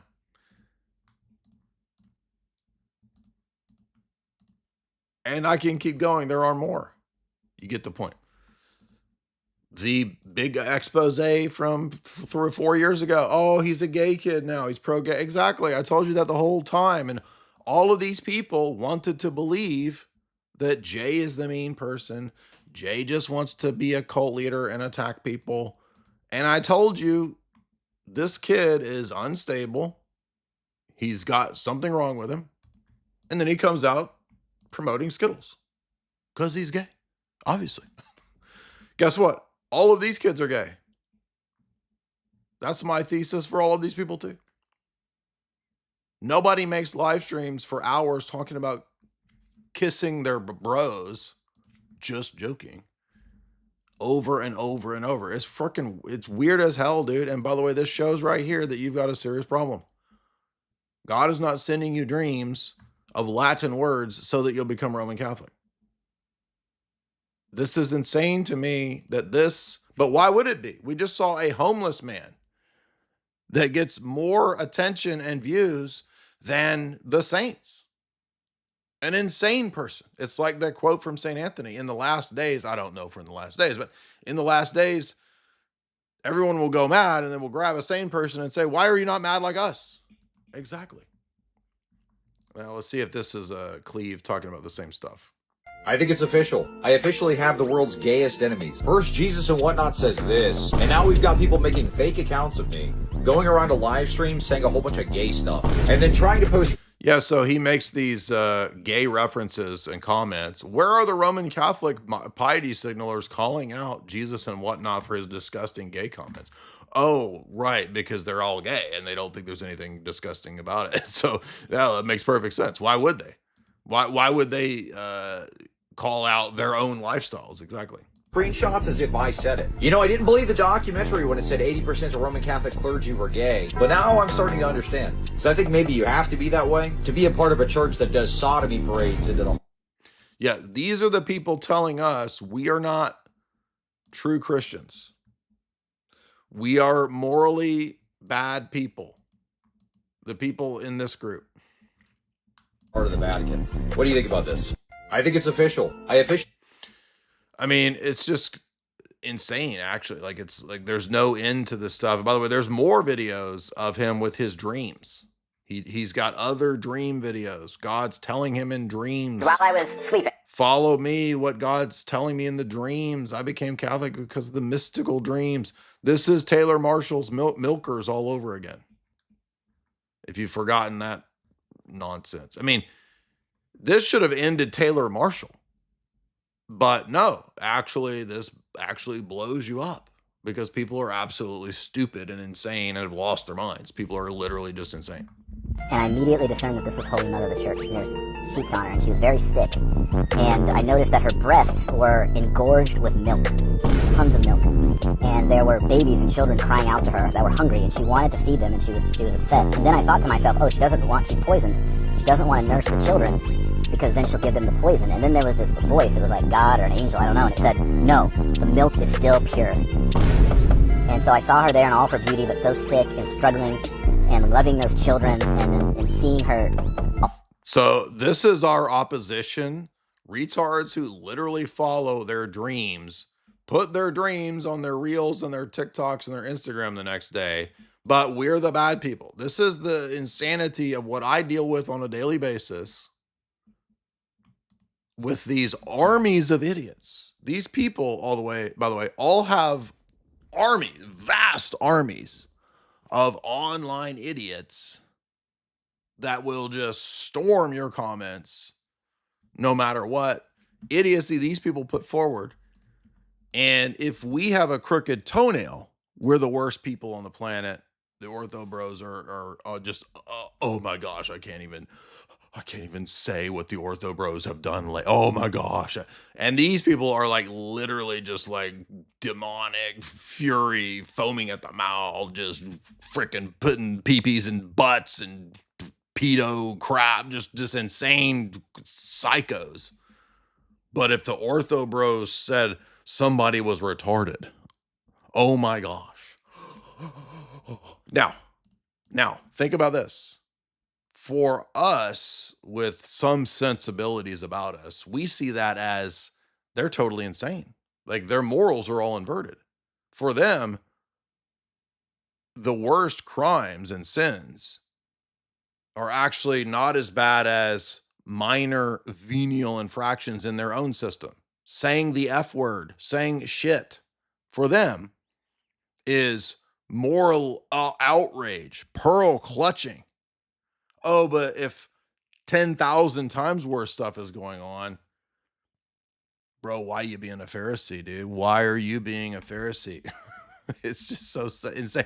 It's exactly what you all are seeing with the left and the way that they're treating the woman who's accused of murdering the kids, right? Which I have not followed this case closely, but setting aside whatever the facts of the case are, there has been this rallying and these TikTok videos being made of women essentially going insane and showing solidarity by being mean to babies and children. It's like, what the heck is going on? And they're all, of course, leftist people. The leftist people lost their minds about the blonde chick that said the dreaded N word. Remember that? She needs to be unalived. according to the left, right away. That's the only, like, the greatest sin is a violation of racism and the N word, according to the left. But you want to unalive children? You're a victim. When these people talk about the worst possible sins that their church is consistently and constantly rife with, it's excused, the priests are victims, etc. Oh, it proves we're the true church because we have so many scandals because Satan's attacking the church. All this insane bullshit. Oh, but if you've said the 4-letter word, shit. Oh my gosh, dude. Can you believe what the Ortho Bros are up to? Can you believe the Ortho Bros? Now,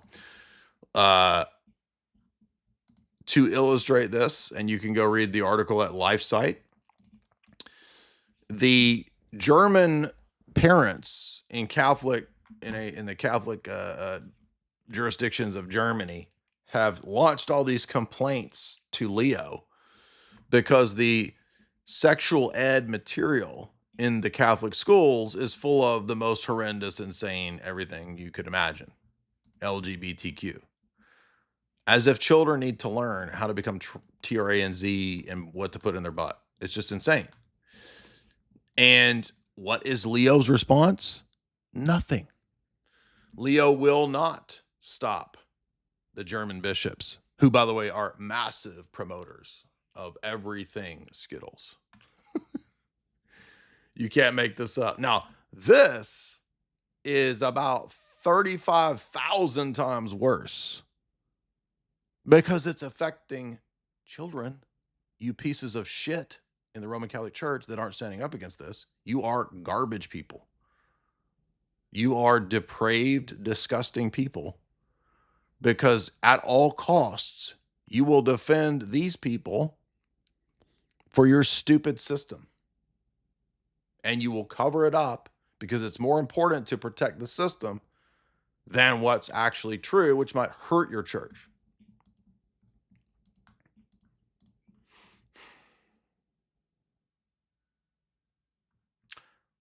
What use is the papacy if the papacy can't even stop German disgusting gay bishops from damaging and destroying children?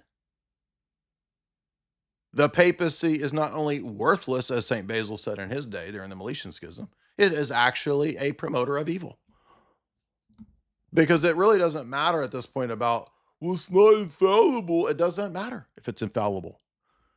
Because he is now harming his own youth. And you don't just fail by positive sin. You can sin by omission. In Roman Catholic theology, you can have a sin of omission. This isn't just a sin of omission. This is a failure to protect millions of German kids. And these people are absolutely disgusting. These are an organized crime syndicate. And that's why I have little to zero respect for the Roman Catholics that incessantly defend this organized crime syndicate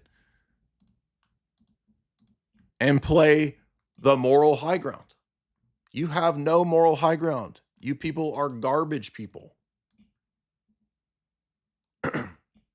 Because you're more interested in defending your system than admitting these problems. That makes you a garbage person.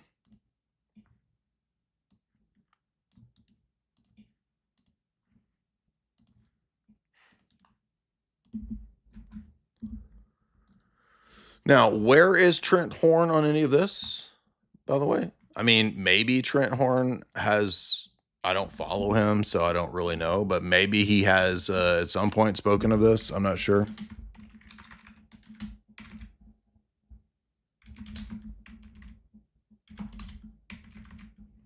I can't even see. So let's move on to this because, of course. But it's also a difficult.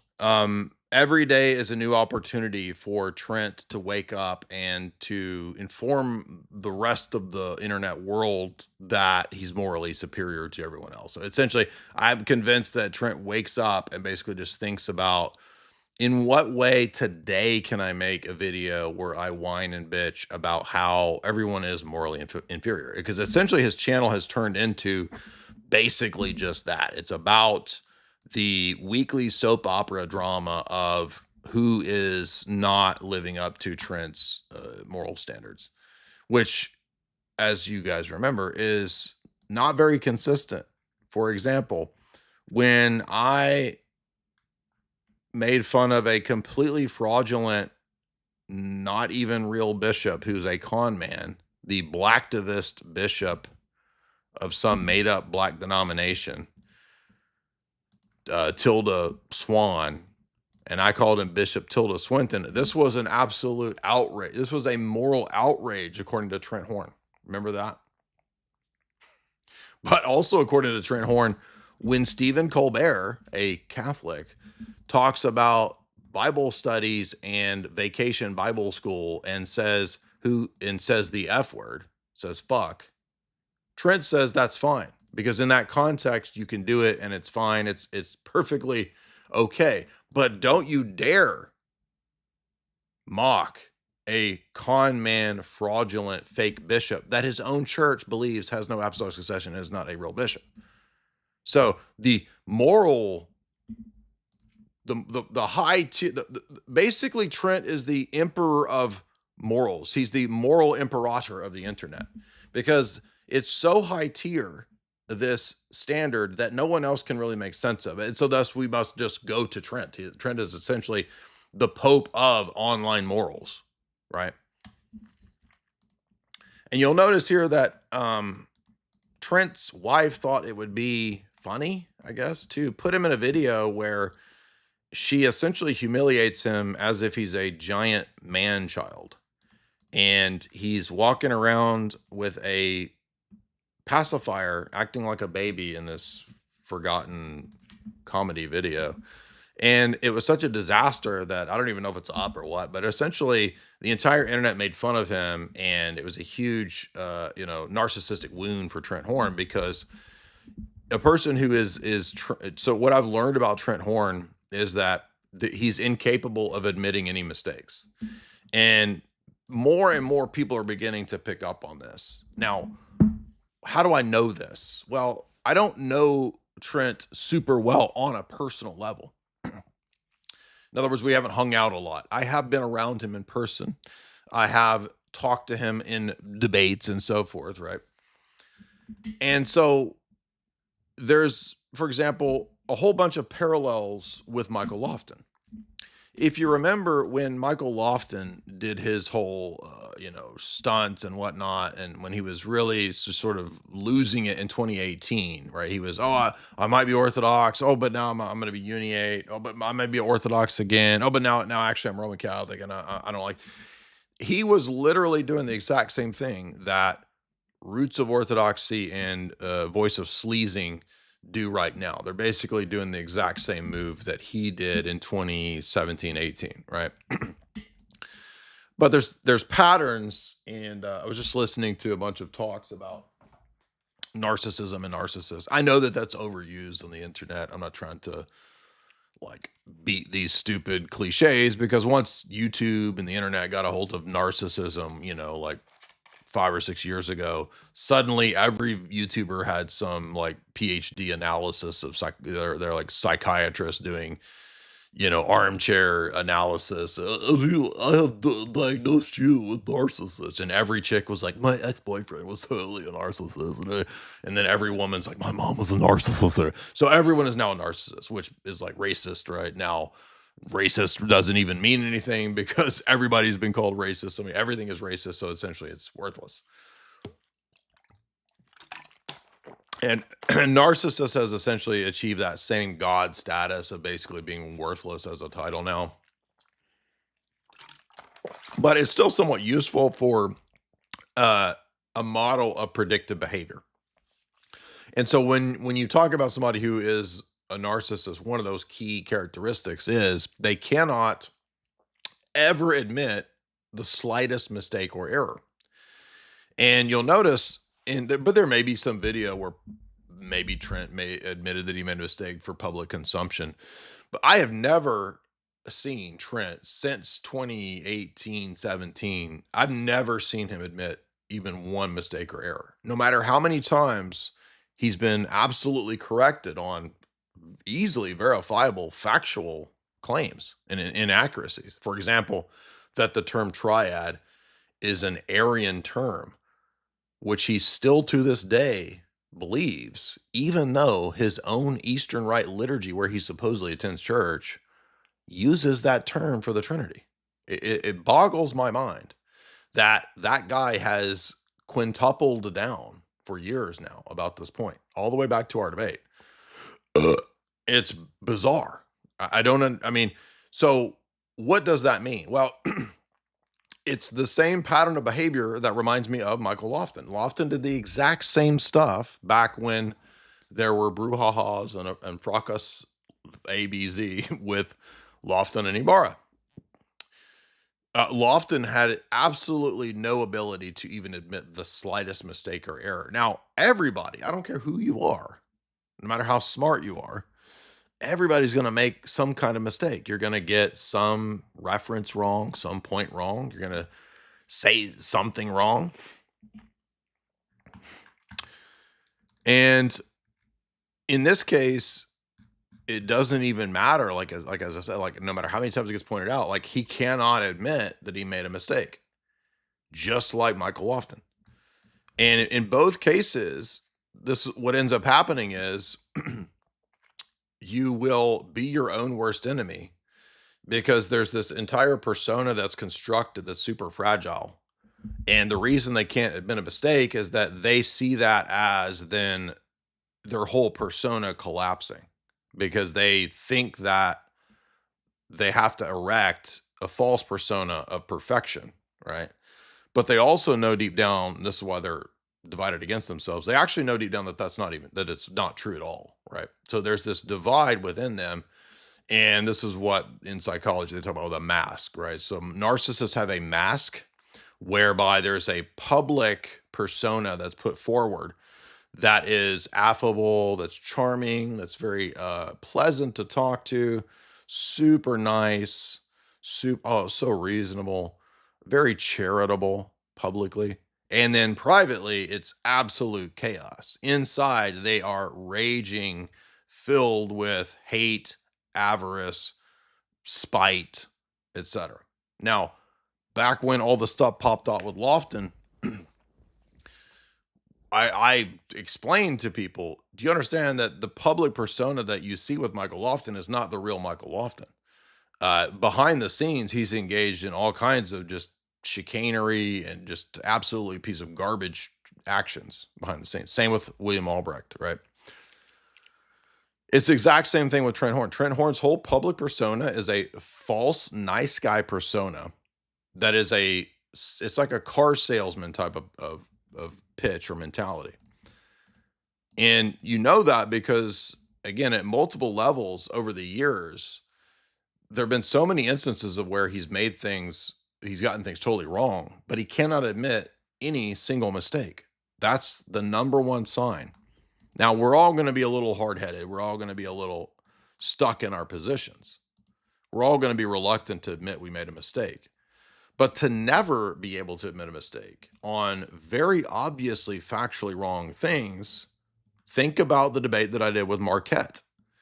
Everybody in the comments could see Marquette is putting out a fake false persona. There's multiple obvious mistakes that he's made throughout this 2-hour discussion. And at no point in that 2-hour discussion could he even give a little bit of ground. Even when he explicitly stated things wrong from 1 minute to the next, contradicting himself. In other words, the entire exercise was a confidence man projection. And his approach was, I'm going to bet on my audience not even catching the fact that I'm making these mistakes, because if I project confidence, I've got him. And it's the exact same thing with Trent Horn, where if he projects nice guy, affable public persona, his audience, which is super low tier voters, go read the comments and they're just retards, right? They don't have any sensibility. They don't know anything about church history, theology, etc. They're listening to the pop apologists, okay?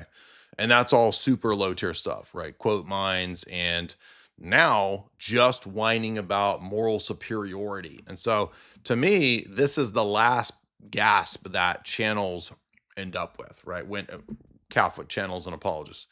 And in general, when they get to this stage, and this is exactly what happened with Lofton, this is the last gasps of Catholic apologetics.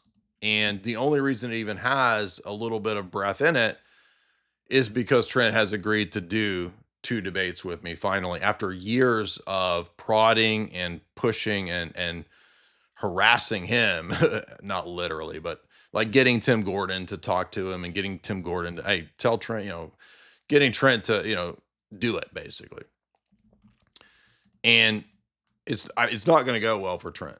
I will not be easy and nice on Trent Horn, especially not after all of this stuff. Now, there could have been a course correction. We could have gone in a more amicable way. Trent does not want that. Trent is absolutely not interested in that. Everything that you see with Gavin Ortland or Trent Horn that's public is a fake, false niceness. And I don't know why people can't see that. At least with me, despite whatever rough edges you think I have or mean guy that you think I am, like, this is the real me. You all saw when we did the 1-on-5 that, like, I was just being the same as a call-in, right? Because that wasn't a formal debate. That was a informal comedic setting. It was literally tongue in cheek. Everybody agreed beforehand. I'm not saying we weren't disagreeing, but I'm saying we agreed beforehand that it would be a no holds barred blood sport situation, right? And we also know that Cholo Cheater was using his meta glasses. Now, how many times now have we seen people cheating over and over and over? Jesus and Whatnot admits that he cheated and read an entire Chat GPT opening statement, read a fake quote, and then lied about where the quote came from. Said it came from a friend. It didn't come from a friend. He just lies. Okay.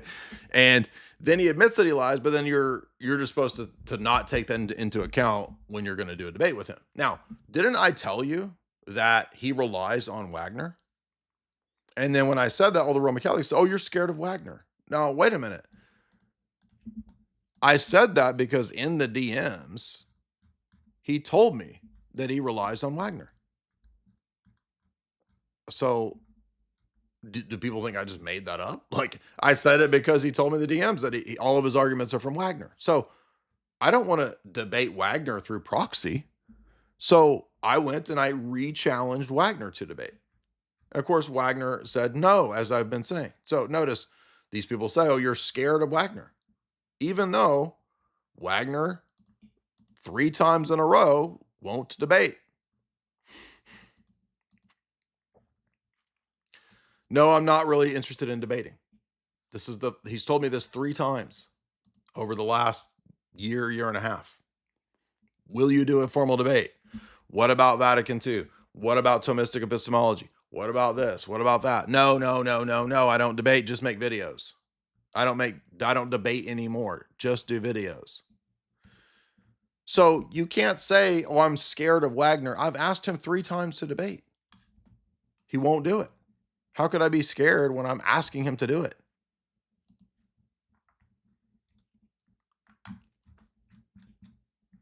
Now, instead of actually coming and doing a real formal man up debate, nut up, dude, they do 2, 3, 4 hour cope streams and won't actually do a debate. These are cowards. One of them is a skinny gay coward and the other is a fat, chunky, carb bloated coward. They won't do debates. And I told Wagner that in the DMs. I was like, you're just a fat coward. You won't debate, but you'll make infinite videos behind your camera and behind your keyboard. But you won't come in person and do a debate. Why? If you've got the goods, just come do it. It should be easy. You would get paid. Same with Jesus and Whatnot. Why would you not do a paid in-person debate? Oh, because there's an unnamed Middle Eastern terror organization with a fatwa on his head. And if you believe that, and if you believe that God is sending him mystical Latin words in his dreams, you're a retard. You're an idiot. You got conned. You believe con men. But why would we think that this is surprising when you also believe the Sacred Heart nonsense? You believe that Jesus told Margaret Mary Alacoque to carve with a knife messages into her chest. You're actually retards. That's why. You're insane people who follow insane histrionic women who are self-harming. So why wouldn't we believe that you are gay charismatics? That's essentially what you are. That's what you follow. Now, let's get back to Trent, because Trent is all of the same psychology. It's all the same persona. And it will not go well for Trent when we do our 2 debates. We have agreed to 2 debates. Watch him, by the way, be a complete pussy and back out at this point. Watch him use these excuses of this as to why, I am actually now too morally superior to, again, engage with these debates. Now, he went to DebateCon, showed up, drinking beer with a leather jacket. Cool. He's a cool guy. Oh, I'm a cool guy. Like I'm a guy like you guys are a cool guy. Why, I too will drink a beer with the bros. I too will shoot the pool with the bros at the bar. I'm not joking, right? You guys saw the picture, right? We thought it was like funny, right? I'm joking about the leather jacket. That's like a reference to this was like Arrested Development, right? Remember when George Michael decides he needs edge, so he wears a leather jacket and puts gel in his hair. So Trent decided he wanted to demonstrate edge, so he showed up. Oh, he's so nice in person. He's just so charitable. So charitable. Why aren't you charitable?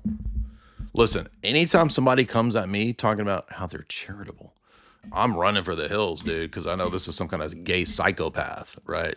Anybody touting their charitableness, right? Classic Lofton.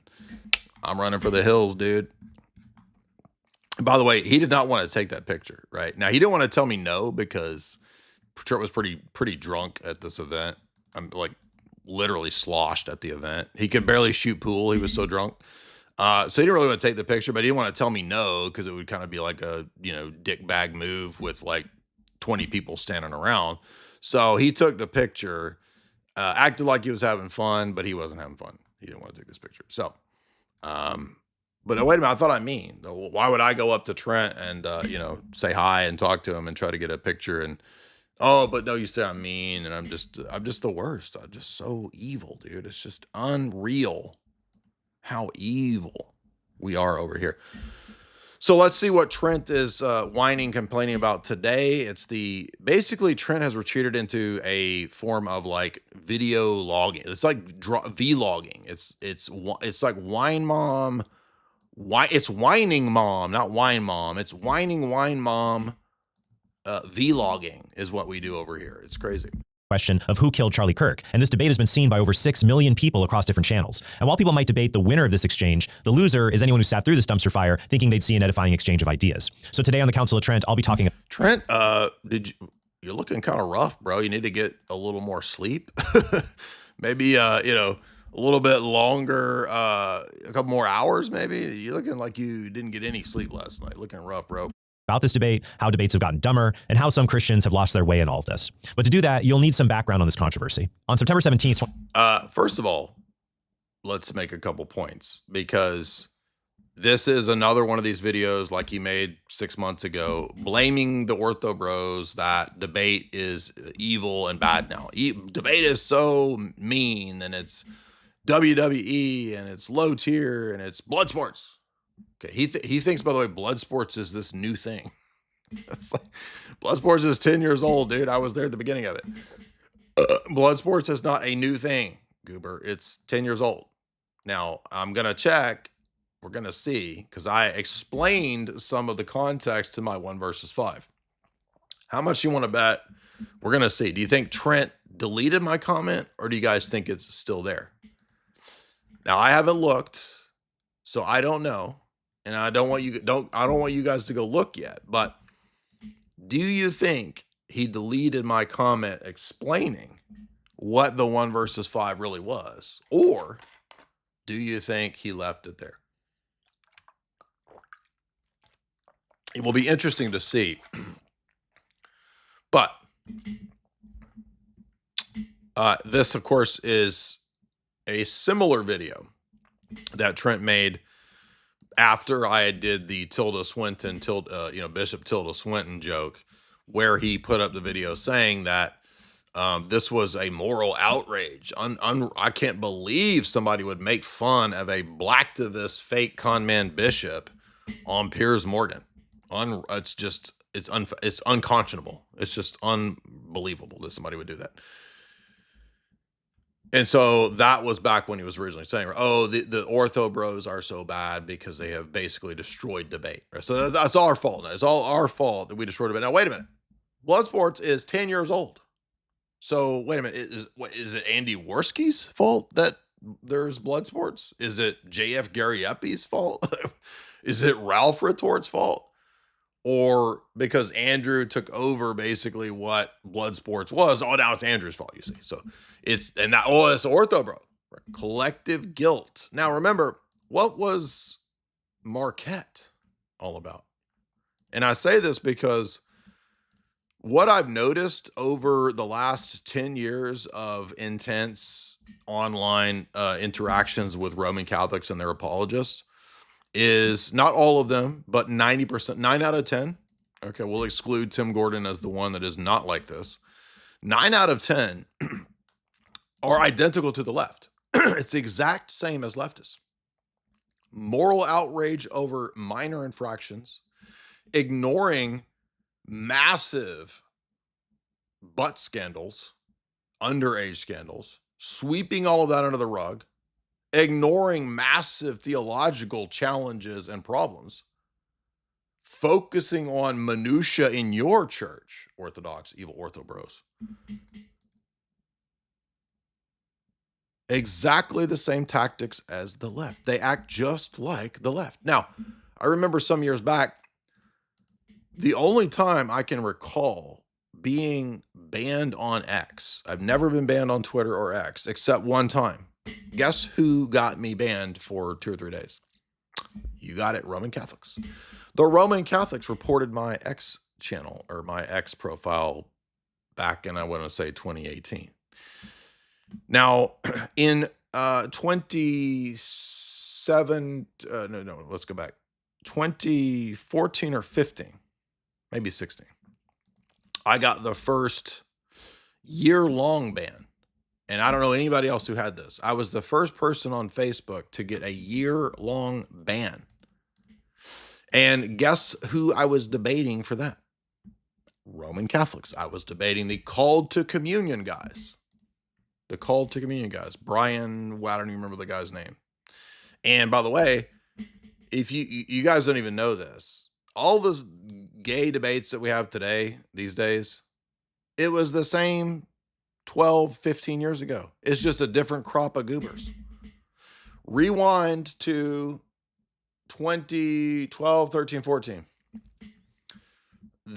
One of the top, if not the top, Roman Catholic apologetics website, besides Catholic Answers, obviously, which was still around back then. It was called Called to Communion. None of you today even remember Called to Communion. Well, this was a big deal back in 2012. Call to Communion was huge. It was massive, dude. It was up there. It was like, Catholic Answers, Call to Communion. One of the top apologetics websites. They were debating. What was that guy? Brian Cross? I want to say the guy's name was something like Brian Cross. Is that right? Pretty sure that's right. Now, Call to Communion died a long time ago. It died several years ago. And it died a good death. Goodbye to you gay dudes. And they have all since, by the way, faded away into atheism. atheism, orthodoxy, and whatever else. In fact, one of the key daily readers of Called to Communion, who for many, many years tried to bring me back to Roman Catholicism, became Orthodox, and his whole family. And I'm godfather to his children.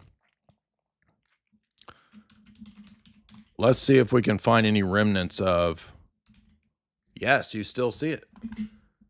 Does it still exist? It does still exist. I thought it had gone away. I thought I saw things years ago saying that it was dying, but actually it might have ceased to be updated. So let's see. Is it still a thing? Dude, this is a blast from the past, because this is like, when you go over here, this is like, dude, this is internet 2010 right here. This is the internet in 2010. Featured articles. Okay, when is this from? Yes, I'm correct. So, Called to Communion ceased in 2016. That was the end of it. So we're 10 years past what was the big apologetic site. And the idea, get this, see if you've ever heard this bullshit before. Oh, we're a friendly bridge to Protestants and Orthodox, right? Sound like Reason and Theology much to you? Oh, we're going to have a friendly Orthodox Roman Catholic podcast. This is what they do. They've been doing this shtick forever. Now, apparently Brian Cross still exists as a by the way, is this the guy that does that stupid internet, the stupid YouTube channel who calls me out all the time? Andrew Dean. I don't know who this is, but apparently Brian Cross still exists as some form of, what does that say? Catholic philosopher. Maybe he teaches somewhere. I don't know what he does.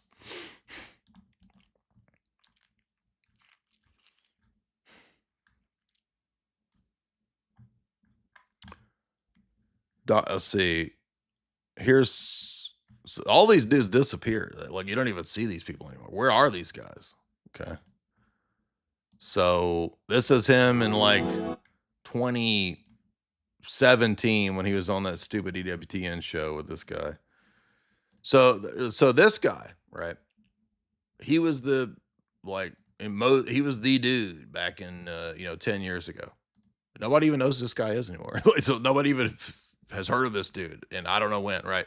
Where are the pop apologists of 10 years ago? This is Trent Horn of 10 years ago. Where is this guy? So there's this cycle, this revolving door pattern that these people come and go. They burn out because they're in a giant Gaggett church that they lose energy defending. They get tired after 10 years of defending it because it's so ridiculous and corrupt and gay that they basically just give up. And nobody remembers the pop apologists of 10 years ago. And I was arguing with this guy on Facebook in 2014, 13. Oh, and magically I get my 1-year ban. And what do you think we were arguing about? Rome, the Vatican, and Big Z. So I can't prove that he reported me, but it was immediately after a lengthy debate with this guy and others that magically my Facebook profile gets, as far as I'm aware, the first year-long ban in 2015-ish, somewhere in there. So are you noticing a pattern of what do Roman Catholics do? They do everything the left does because they're just leftists with a fake gay conservative face. That's what they do. Remember back in 2019, 2020, Gospel Simplicity, who had at that time, I want to say 80, 90,000 on his channel, which back in, if you rewind to 2019, 2020, I probably had 20, 30,000 people on my channel. Lofton probably had 10,000 on his channel. So they had a huge vested interest. They went into the comments and tried as best they could to cancel, as well as sending emails and messages, by the way, to cancel me going on Gospel Simplicity. And what was crazy was everyone in the comments called them out for trying to cancel me to go on the show. That's a leftist tactic to cancel everybody. Father Deacon Ananias calls in a private chat, in a private Discord chat, somebody a retard. He says that's retarded. Michael Lofton screenshots it, emails his whole diocese to get him defrocked, admittedly.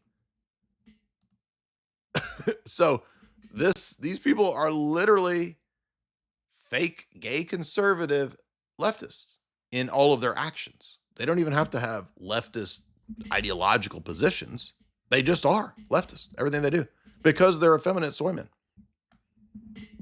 So debate naturally turns into personal rivalry and mean girl, I'm going to take you down. And that's where we are at with these people. They cannot win the debates intellectually. They have then retreated to installments of soap opera whining on their channels. 2025, 1 week after Charlie Kirk was assassinated. And again, it's the same thing I've seen with, and I used to be in the Roman Catholic apologetics world. In 10 years, nobody will remember this gay crop of people. He's going to be the Brian Cross of 2036. People won't even remember this guy. He will fade away and retreat into whatever gay hovel he's into. He won't even be around because none of the apologists of the 2010s are around. They're gone. They're not even here. Where's Scott Hahn? Where's Dave Armstrong?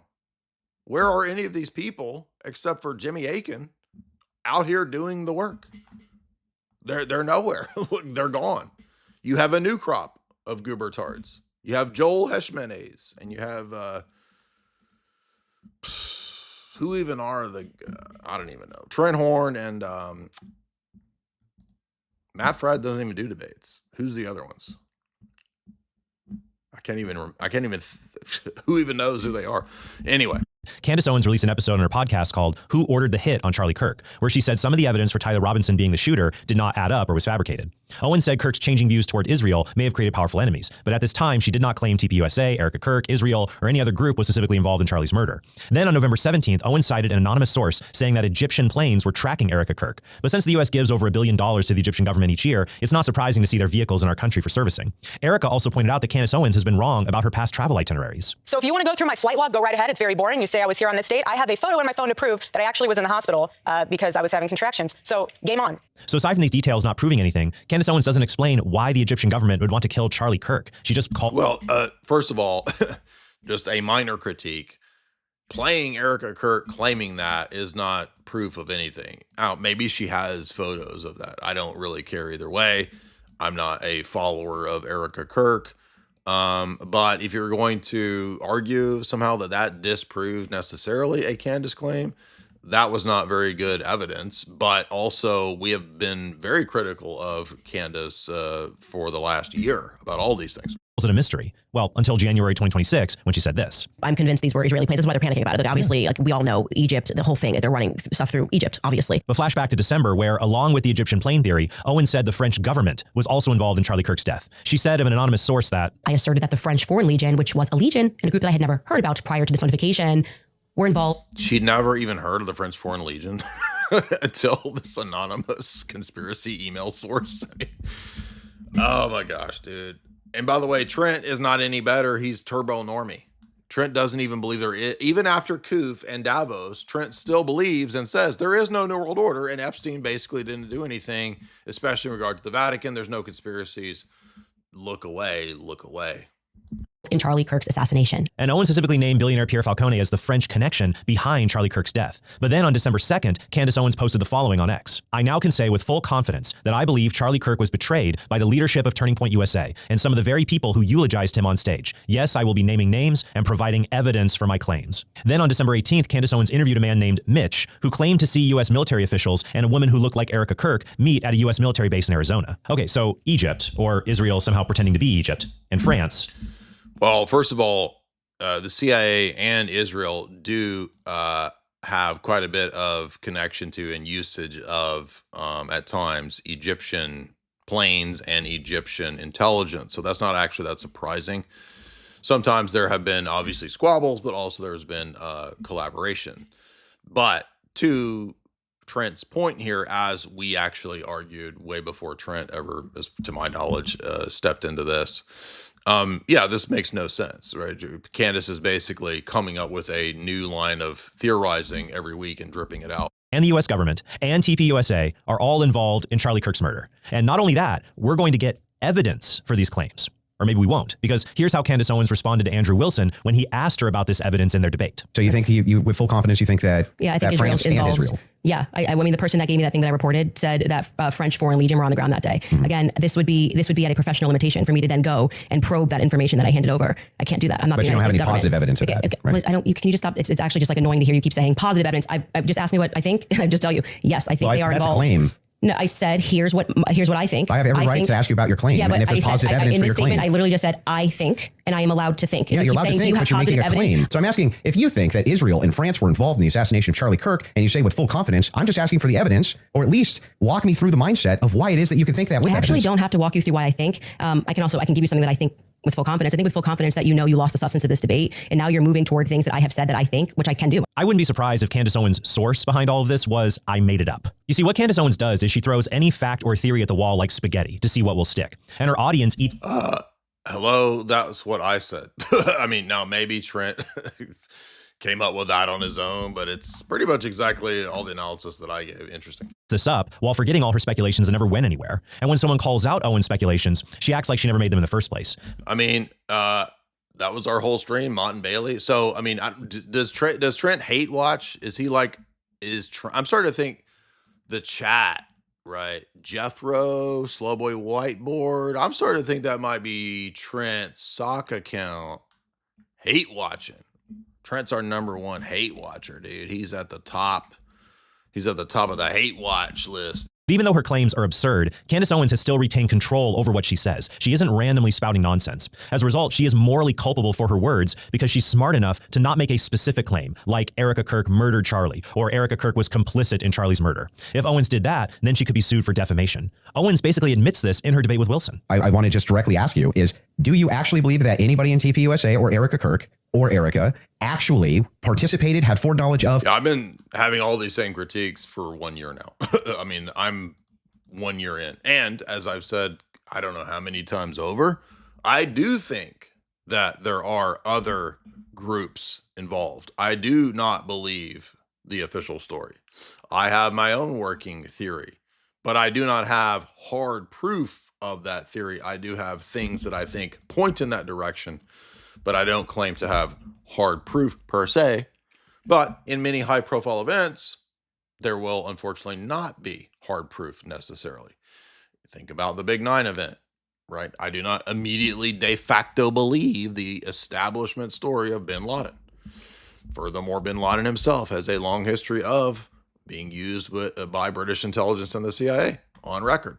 Or facilitated the murder of Charlie Kirk. I'm not going to get myself into a legal pickle here. Everything I've said is on my podcast. I think firmly that if I was the investigating officers, I would seat them all and I would ask questions. I would at this phase. How would it be the case that even if Erica Kirk did believe that Tyler Robinson was 100% responsible for the death of Charlie Kirk, let's say she believed it with every fiber of her being, believed all the evidence because she did. She just actually did.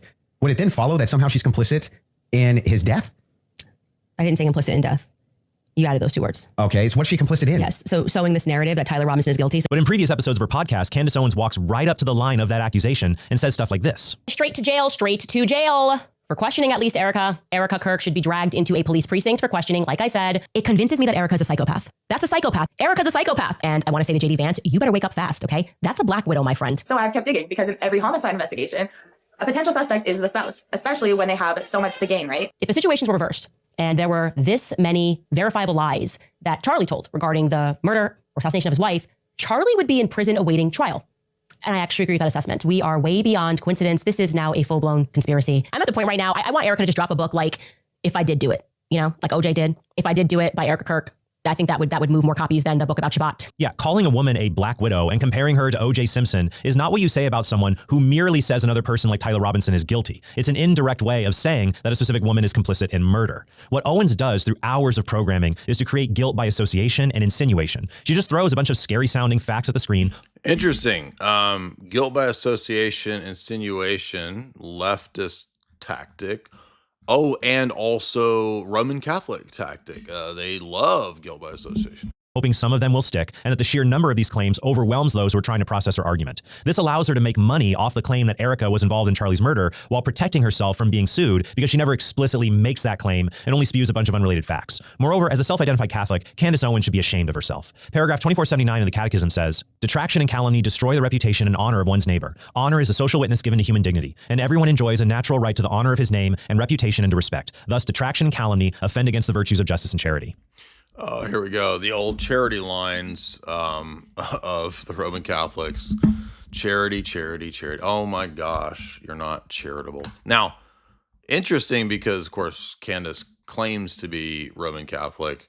Why doesn't Trent call out all the other problem Roman Catholics? Now, maybe he does because I don't watch his show and I don't watch his stuff very much unless it comes across my DMs through him referring to me, but because usually that's when people send me, oh, did you hear what Trent said about you? No, I don't watch Trent Horn until you send me the videos. Then I see it. But I don't know. I mean,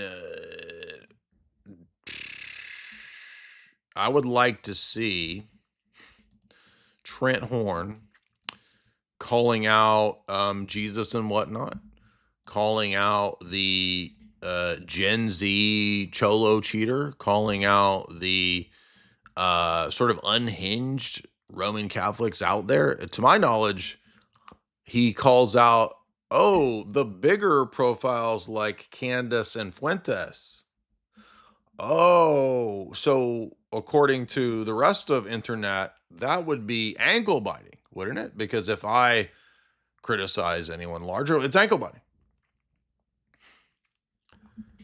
So is it ankle biting if Trent only calls out Candace and Nick, but won't call out all of these other goobertards who actually have, in the case of Jesus and whatnot, a larger following than he does?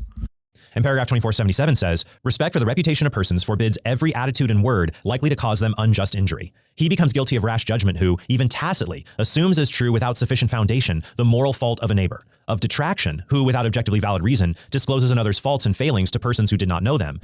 Now, wait a minute. Let's see if let's apply this same standard to Trent himself when later on in the video, he will not give the context or the full clip of me with Cholo Cheater. Of calumny, who by remarks contrary to the truth harms the reputation of others and gives occasion for false judgments concerning them. I'm sure Candace Owens would condemn a hypothetical podcaster for the same reasons listed here in the Catechism, and maybe even take legal action against a hypothetical podcaster who said something like, "I think Candace Owens murdered Charlie Kirk so she can make millions of dollars promoting this conspiracy about him." And I doubt Candace Owens would buy the excuse from this hypothetical podcaster if he were to say, "Well, I'm allowed to think, aren't I?" This is why normal people will find all of this absolutely infuriating. And so I understand why someone like Andrew Wilson would want to debate and expose Candace Owens. But here's the problem. As I noted in my previous episode on how debates became dumb, modern debates are no longer about rigorously presenting evidence for an unbiased audience to consider. Instead, modern debates are just about trying to get a gotcha moment that you can spam all over the internet. Owens herself has done this with one moment from the debate where Andrew did not know the exact nature of the criminal charges against Tyler Robinson. Now, who's to blame actually for debates becoming real gotchas? Oh, Gen Z Roman Catholics who specialize in gotcha reels like Jesus and whatnot. So Trent, I'm interested. Are you also going to call out Jesus and Whatnot, who has a larger channel than you on the other profiles and on the other apps that I think would appeal to your ankle biting tendencies? So I'm waiting for the calling out of that with Jesus and Whatnot. I hate this tactic, and I've seen it in many recent debates. For example, Ethan Muse recently debated Luke Hansen on whether the Book of Mormon has demonic origins, and Muse brought up damning evidences of Joseph Smith's involvement with the occult. But instead of wrestling with all of the evidence in that debate, many Mormons have only clung to one clip where Ethan admitted he had not read the entire Book of Mormon as a way to dismiss all of his arguments. But unless Luke could show... Yeah, by the way, this chunky weirdo reached out and I asked him about a debate, and he immediately piety signaled that he was he was too moral to deal with me. And who comes to a debate with food crumbs on your lips? This dude actually has food crumbs on his lips, his lower and upper lip, at his debate. And whenever I see fat piety signaling Roman Catholic debaters, like, I tune out, dude.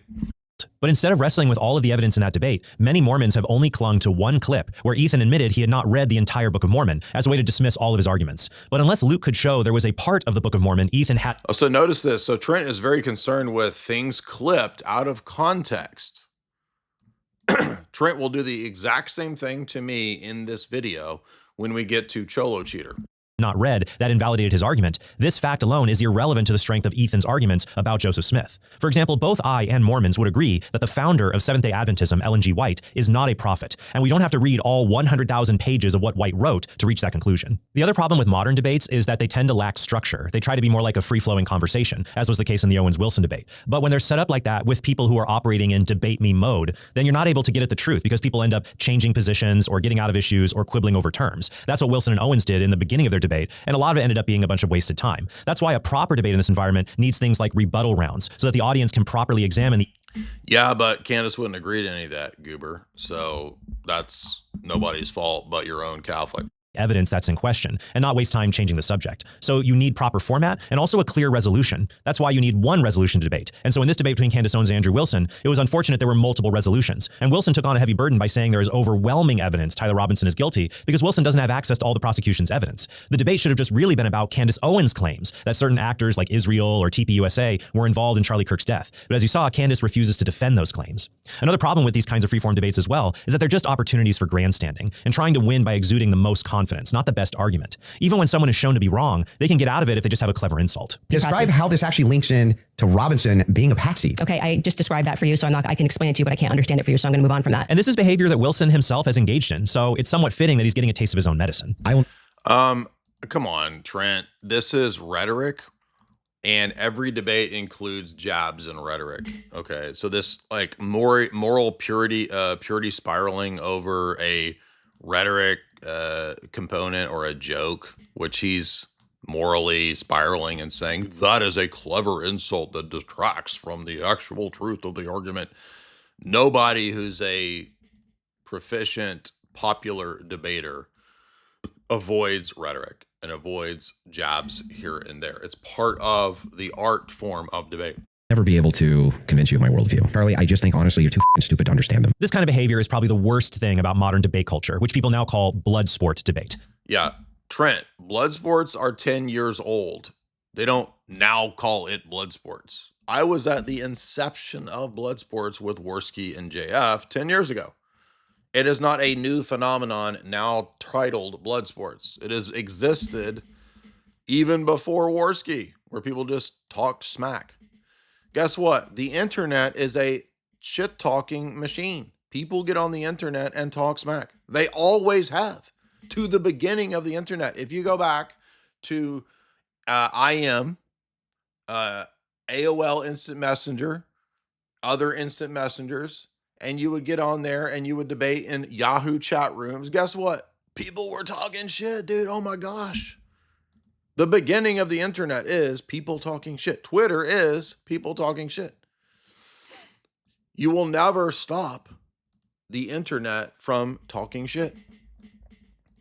Now you can say, I want formal debates. Guess what? We do formal debates. You do formal debates. You and I did one. There was no problems in that debate. The problems came afterwards when most people thought that you didn't do well. And ever since then, you have had a problem with me. Trent, is it possible? Let's play Dr. Phil Hill. Trent, is it possible? I'm not saying it's true. Is it possible? Is it possible that you have a narcissistic wound from Jay Dyer? Is that possible? Is it at all possible? That's what Dr. Phil does, right? He doesn't try to argue you out of the position. He just basically says, is it possible that there's another interpretation of the events or something else going on? Is it even possible? Do I ever not cry about people? What are you talking about? I'm responding to Trent constantly crying about me. What are you talking about? And I hope people would push back on it because it just makes everyone stupider and wastes everybody's time. You can see that in Jay Dyer's recent debate against 5 Protestants, where he resorts to insulting his opponents to score points with the audience. Pope St. Leo said the same thing. He said the same thing. Thank you. So your popes also teach your stupid heresies. So popes contradict. Okay, you believe the same thing because did your patriarchs not sign off on Chalcedon? Did they sign off on Pope St. Leo's tome and his letters? Did they sign off on it? Okay, did it happen outside He doesn't want to respond. Did they sign off on Pope Leo? Did they sign off? You gotta look to your cholo, bro. But that's all you got to do. You gotta back up some homies. Jay, homies, back me up, bro. Jay, Jay, you're what? He's Asian. He's Asian. So Jay, did they sign off his letters? No more homies, bro. Okay. Did they sign off his letters? Did they sign his letters? I thought it was pretty good that he had no more homies because that dude looked like a cholo, but he was a fake cholo. He was an Asian, so he was a fake cholo to me.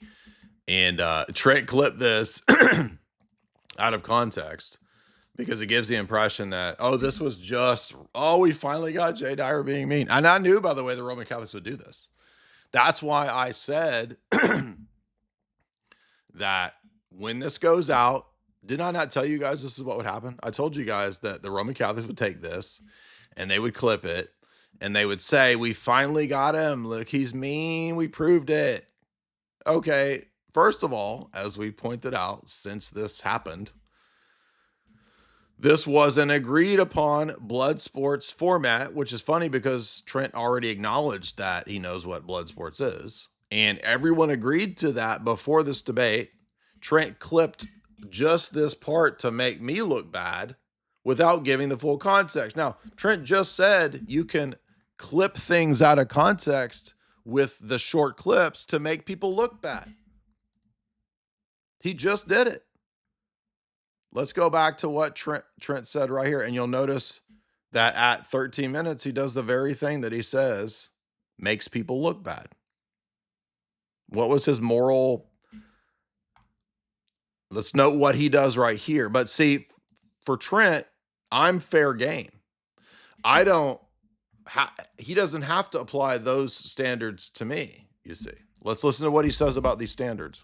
Forbids every attitude and word likely to cause them unjust injury. He becomes guilty. Every attitude and word should be avoided that's likely to cause me unjust injury. Oh, but see, in a narcissistic wound mindset, I deserve the injury from Trent, you see. Of rash judgment who, even tacitly, assumes as true without sufficient foundation the moral fault of a neighbor. Of detraction, who, without objectively valid reason, discloses another's faults and failings to persons who did not know them. Of calumny, who, by remarks contrary to the truth, harms the reputation of others and gives occasion for false judgments concern. So does that apply to the not giving the full context of the video and admitting that from the outset, everyone agreed to blood sports and to being roasted? So that was all left out because he got the 30-second clip that gives the impression that I just randomly just was mean for no reason. Okay. Now watch what he says is the problem. And then he does the very thing in the freaking video because he thinks you're stupid that he does. Them. I'm sure Candace Owens would condemn a hypothetical podcaster for the same reasons listed here in the Catechism. Excuse from this hypothetical on how debates became dumb. Modern debates are no longer about rigorously presenting evidence for an unbiased audience to consider. Instead, modern debates are just about trying to get a gotcha moment that you can spam all over the internet. Owens herself has done this with one moment from the debate where Andrew did not know the exact nature of the criminal charges against Tyler Robinson. I hate this tactic, and I've seen it in many recent debates. Interesting. Trent hates this tactic. What is the tactic that he showed right here, clipping 30 seconds out of a 10 Actually, with Cholo Cheater, there's 20 minutes of interaction because he came up twice. So he clipped 30 seconds out and left out the context that this was an agreed upon blood sports debate that also included getting roasted.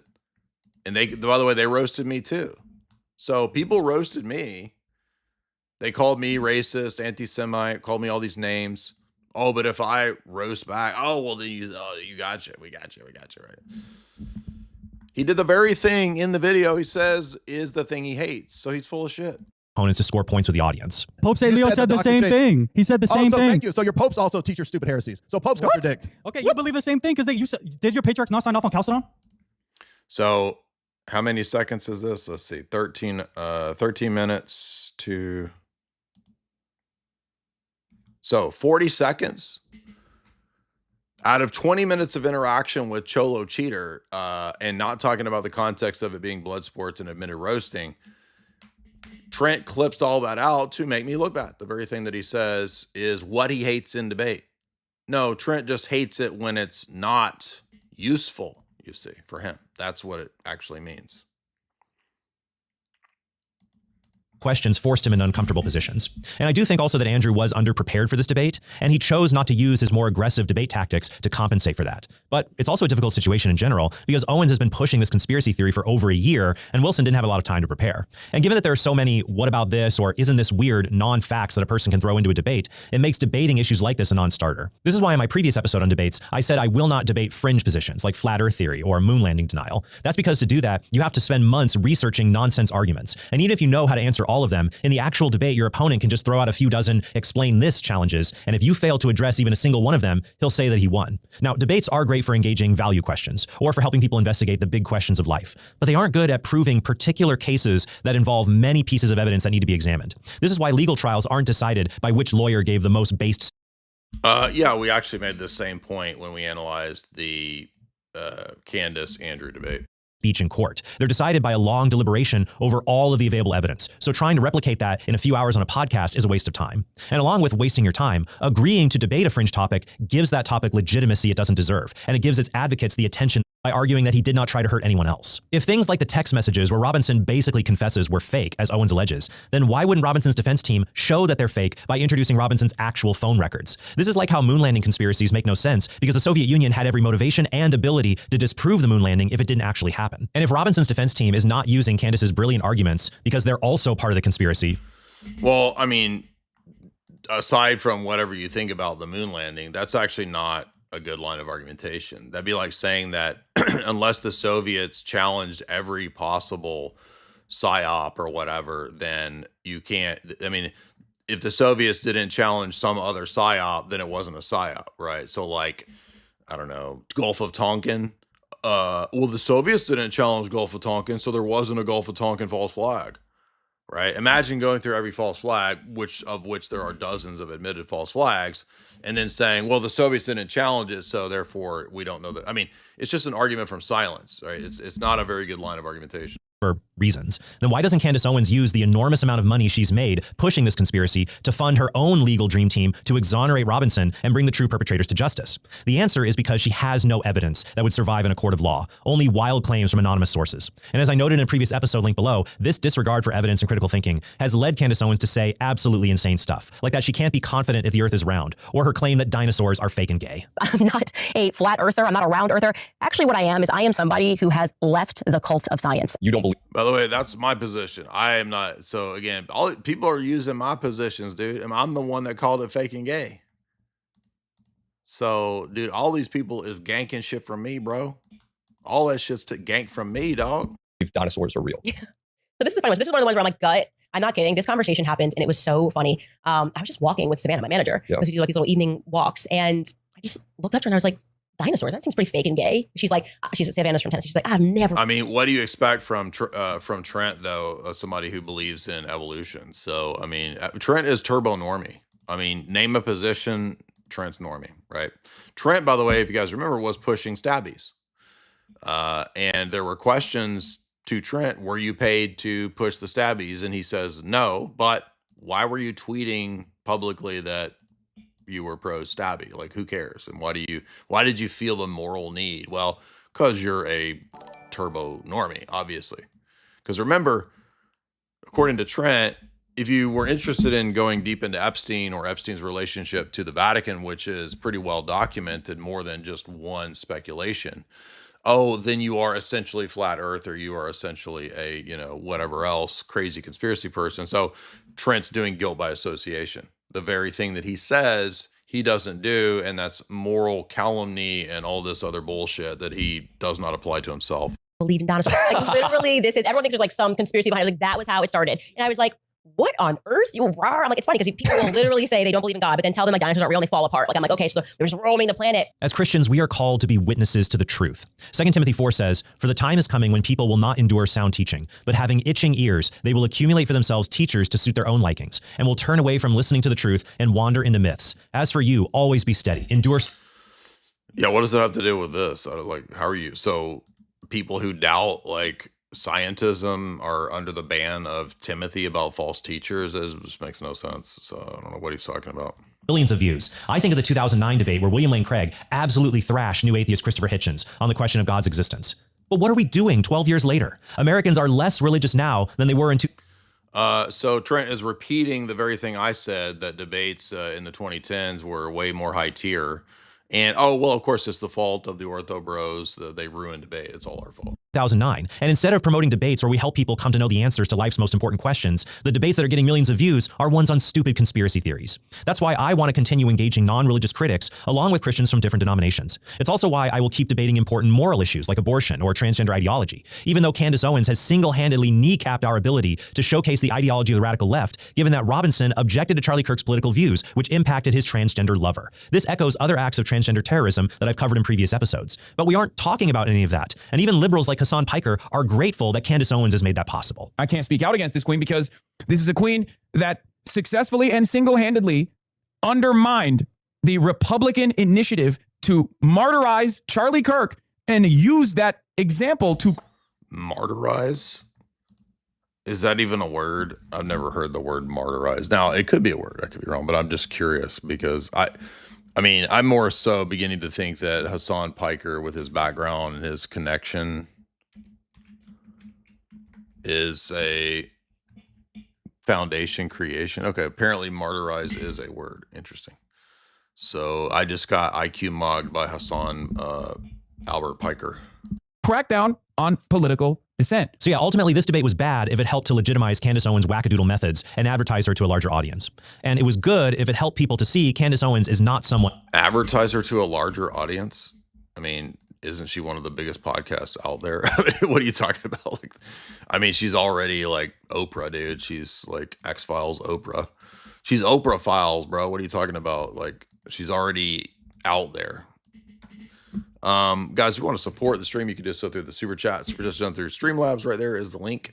Help me get to that goal. Now, the goal is not always going to be accurate because we don't just get super chats on YouTube. We also get super chats on Streamlabs, and those do not register. So we are getting up there towards the goal. So I appreciate you guys being generous, but also you can support it if you are enjoying tonight's discussion. We're having fun tonight. It's a little more laid back. Not a lot of heavy theology tonight because I was at the hospital for my dad today. So we were running around, and that's, like an hour away. So we have to go to this other city. And so we're back tonight. So I'm a little tired. We did have, the debate. That's enough of this. With, who was that debate with? Marquette, dude. That was a fun debate. I had fun with that one. It was actually, I think one of the reasons I enjoyed the Marquette debate, even though it wasn't the most high tier debate, if you guys didn't see it, was that, to assume that it was on topics I don't usually debate. So even though we did get into, some of the sort of paradigm worldview style argumentation that deals with, grounding and justification for your ethics and all that towards the end, this being about ethics and the history of Byzantium and the history of, Africa and slave trade and all that. we was able to have decorum, so we brought some decorum to this, and we found a place for black bodies. Okay. We had a safe space for black bodies, profuse with decorum. That's why this debate was fun. It was a different topic. I enjoyed it. Guys, if you would, again, hit like and share. We got a lot of super chats to get to. Let's see. What else did I have in the topics today? We didn't really get to Trump. I don't know what I was thinking about talking about some of the geopolitical stuff with Trump. However, we did cover that with Kotel. Yesterday we did two shows yesterday. We did Kotel and the 4th Hour of Lord Voldemort. I covered the history of the Rothschilds again from their authorized biography and other texts, or I should say approved biography, because it's not authorized. But we covered with Kotel. If you missed it yesterday, where's it at? Quite a bit of the updates of economy, Trump, geopolitics, all that kind of stuff. If you missed it, by the way, shout out to Jake Rattlesnake. He did a fun coverage of the Marquette debate. And also, we got an ortho bro who's new on the podcast scene. Yeah, separate. Like, that's I a good and hung out with this guy, spent some time with him. Very cool dude. Buddies with Clyde. If you didn't see the interview we did with Clyde on my channel, it's up, it's fun, it's there. And shout out to our buddy here, Corey Alexander. So give Corey a follow if you're looking for more based ortho content. Corey is a good guy. He's an Orthodox guy. And we sat down in studio with Corey for a lengthy over 2-hour interview. We went hard. We went for a long time here. Yeah, because it's in the doctrine. Well, what's funny is that, in the original. And we covered quite a bit. We covered, what all did we cover here? We covered, I don't even remember all this stuff, because actually we did this interview like right after I was on Tucker. So this is kind of old. It's been a few weeks, but we talked about orthodoxy, the occult, Freemasonry, the Bolsheviks, the Rothschilds, Kabbalah. We talked about all kinds of esoteric, historical based material. We had decorum. We found a safe space for this black body at that podcast right there. So shout out to Corey, your boy Corey. Now, what's next? I don't even remember what I put in the show description today. I got so lost in the mysticism. I got lost in the mystics of the first hour. I don't even know what's going on. Let's see the super chats. But listen, I know y'all liked the Corey podcast. I see a lot of comments saying they liked it, but was there decorum? And was there a safe space for black bodies to be present in the moment? That's what I want to ask you tonight. Flavius says for $5, dinos. And then he has a bunch of dinos, but I don't know if he's saying fake and gay or if he's just a damn fan of dinos. I think a lot of us, when we were kids, we loved dinosaurs. Kids love dinos. And so we have an emotional attachment to Brontosaurus. We have an emotional attachment to Tyrannosaurus. We have emotional attachment to Velociraptors. We have emotional attachment to Stegosaurus Rex. We got emotional attachment to Tiktaalik. Who is faking gay as hell, dude. Tell Trent Horn Tiktaalik's on the phone telling him, yo, I'm faking gay as hell. He still wouldn't believe.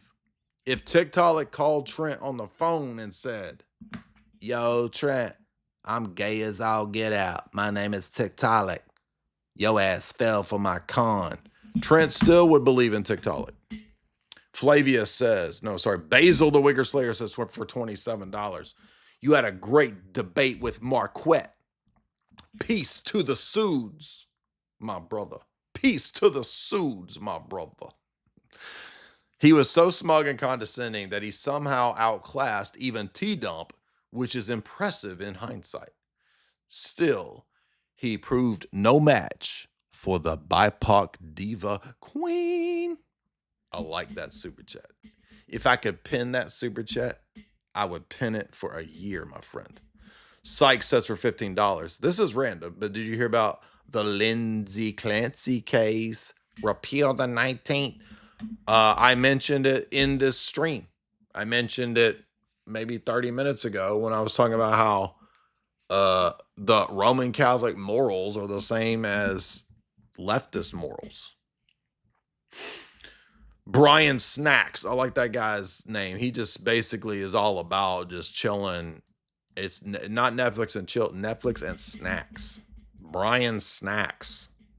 He's talking about give me some Funyuns. Give me some Doritos. Give me some hot flaming Cheetos. Brian Snacks. He says for $50 whole, you are a legend. Thank you, Brian Snacks. Brian Snacks. Bob Condiments. I would like you to meet Brian Snacks, and I would like to introduce both of you to Deontay Dainties. Okay, Deontay Dainties. Meet Bob Condiments. This is my friend Brian Snacks. Tactical Ortho Bro says, smile at your face, but I can't tell what that word is. CRE in your hearts. I don't know what, you bleeped out the word, and I'm too dumb to figure out the word, dude. We got a wordsmith over here. He's making jokes, but I'm too slow at the moment to figure out the jokes. Meerkat, $50. Woo! It's getting hot in here. I'm just starting to wonder, is this a safe space for black bodies? Because it's getting hot as hell in here. And y'all know what happens when it gets hot up in here. I start to take off my clothes. Okay. Okay. Y'all know where this is going. Woo, it's getting hot in here. Clothing implement number 1 coming off.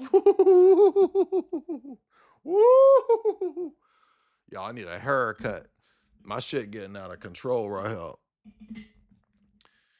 Meerkat says for $50, do you think Martin Luther King dream was also come to him in Latin? Yes.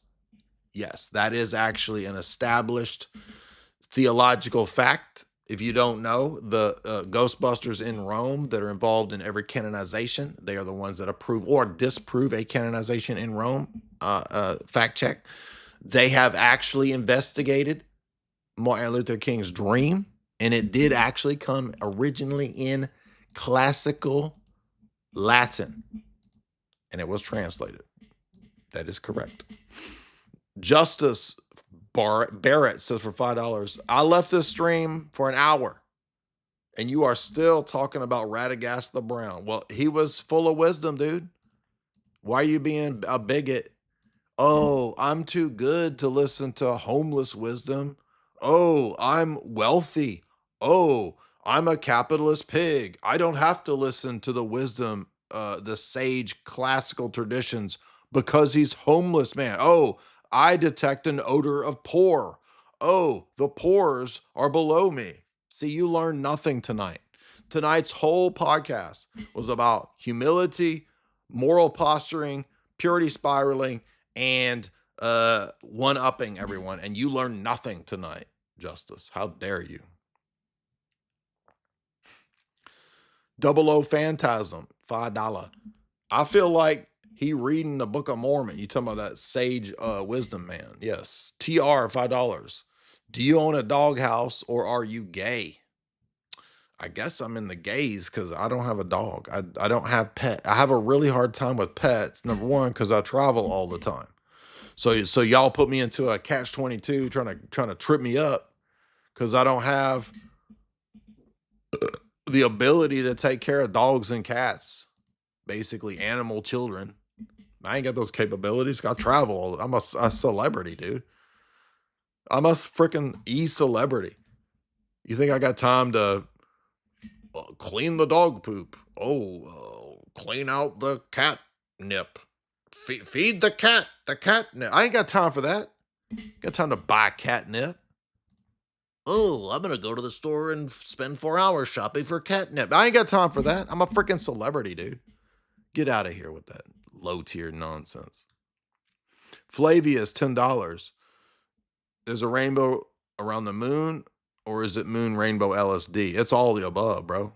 It's all the above. There's a rainbow around my... I give up. I give up. I froze. I froze. It's the end of the night. My improv skills are dying out, dude. Y'all are being generous, though. Eric Johnson. So for $5, that's a black name, right? Eric Johnson. Derek Johnson.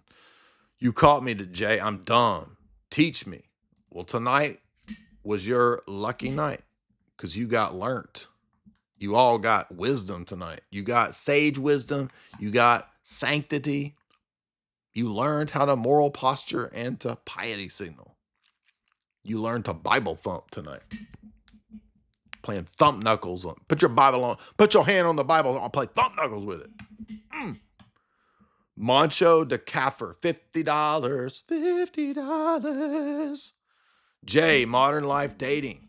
He's a millionaire. He watched you debate Marquette. He praised you in the... Yes, I watched his coverage. I had fun. He was funny. I watched his coverage. He did reach out, and I said, yeah, I'd be happy to do an interview. He said he wants to do an interview. He says, you did well against that feminine idiot, Marquette. Also help me out with Micah 5 and Luke 2 with the census. I might have to look that up, dog. Off the top of my head, I'm not even sure what. Maybe I should know about that, but that's a new one to me. I'm guessing there's an alleged problem with the census that's mentioned in Luke and Micah, but I'm not even, Bethlehem, I'm not sure what the problem would be off the top of my head. Let me have to check into that, dog. AI, World Champ, $5. Legislative, executive, judicial. Those are the 3 spiritual states of the mind, according to Homeless Sage Wisdom. Contemporary Compendium, $5. The only frequency that I care about is wayward frequency. X Lockstep, what's up, dog? Appreciate that. Isaac 1 Steph. That's a weird name. $10. You should debate Joe Schmidt. He reverted to Catholicism. Well. Little do you know, I already called him out today. Listen, your boy right here don't waste no time calling him out. I call him out. You got called out. I call you. I call your mom out. I'll debate your mom and your grandma at the same time. I'll debate your cousin, your grandma, your aunt. 5v1, dude. You know what's funny too? Like the big difference between myself and the pop Catholic apologists and all these people take themselves so seriously, dude. All this shit's retarded. Like all of the whole online stuff. Oh, it's very serious. We got to. This is all retarded, dude. The whole internet's retarded. I've never understood the idea that you need to project piety and holiness on the internet. That makes no sense. It's never made sense to me ever. Here's what I said today. This is my thoughts. You know what I'm saying? This is my thoughts right here. You could disagree, or I don't care if you disagree. You think I care? The internet was always naked women and shit talking from the earliest days. It has always seemed weird to me to attempt to project your holiness online. What are you doing? It's so weird. It's like going into the strip club just to pray in front of everybody. It's just weird. What are you doing?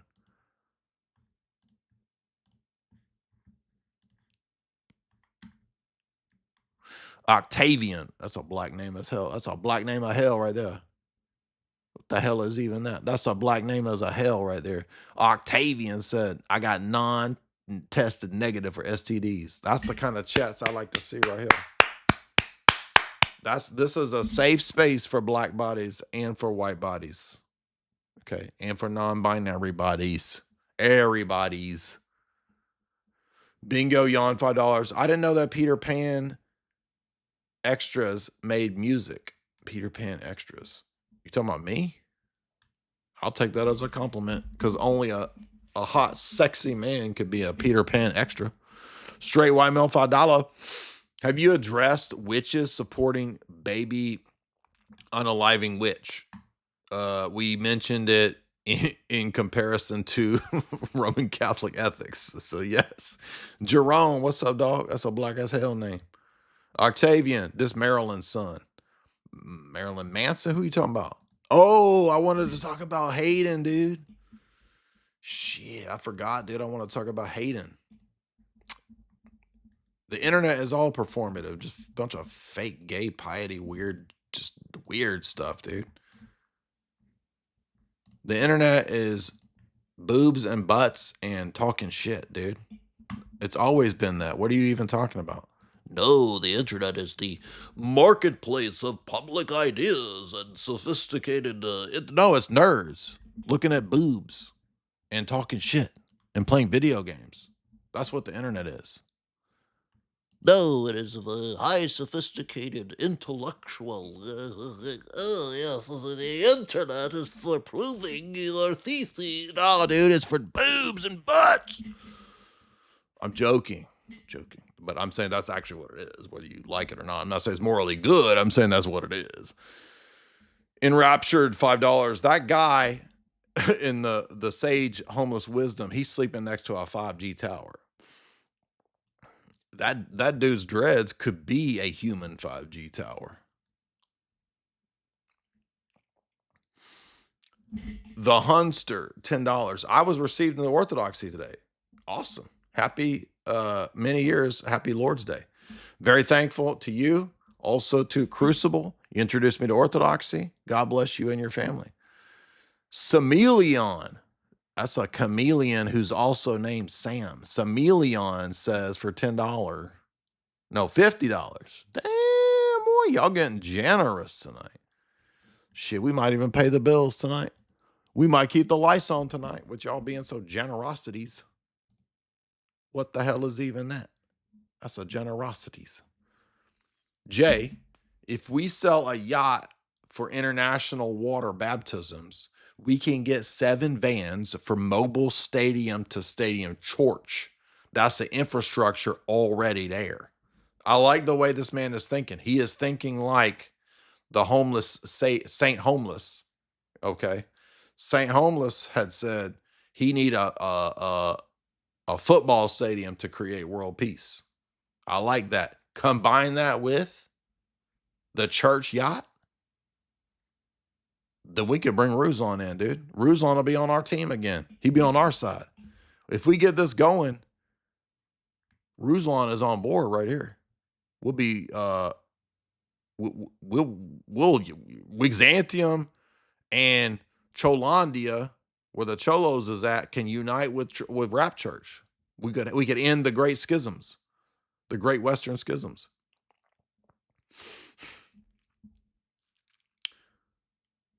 Justice says for $10, this is for football stadium so that Saint Homeless don't go 2012 on us with a super volcano. Now I like the way y'all are thinking. See, early on, I was able to morally guilt trip y'all into super chatting me so that a super volcano or a tsunami or a mega planet does not crush us or destroy us.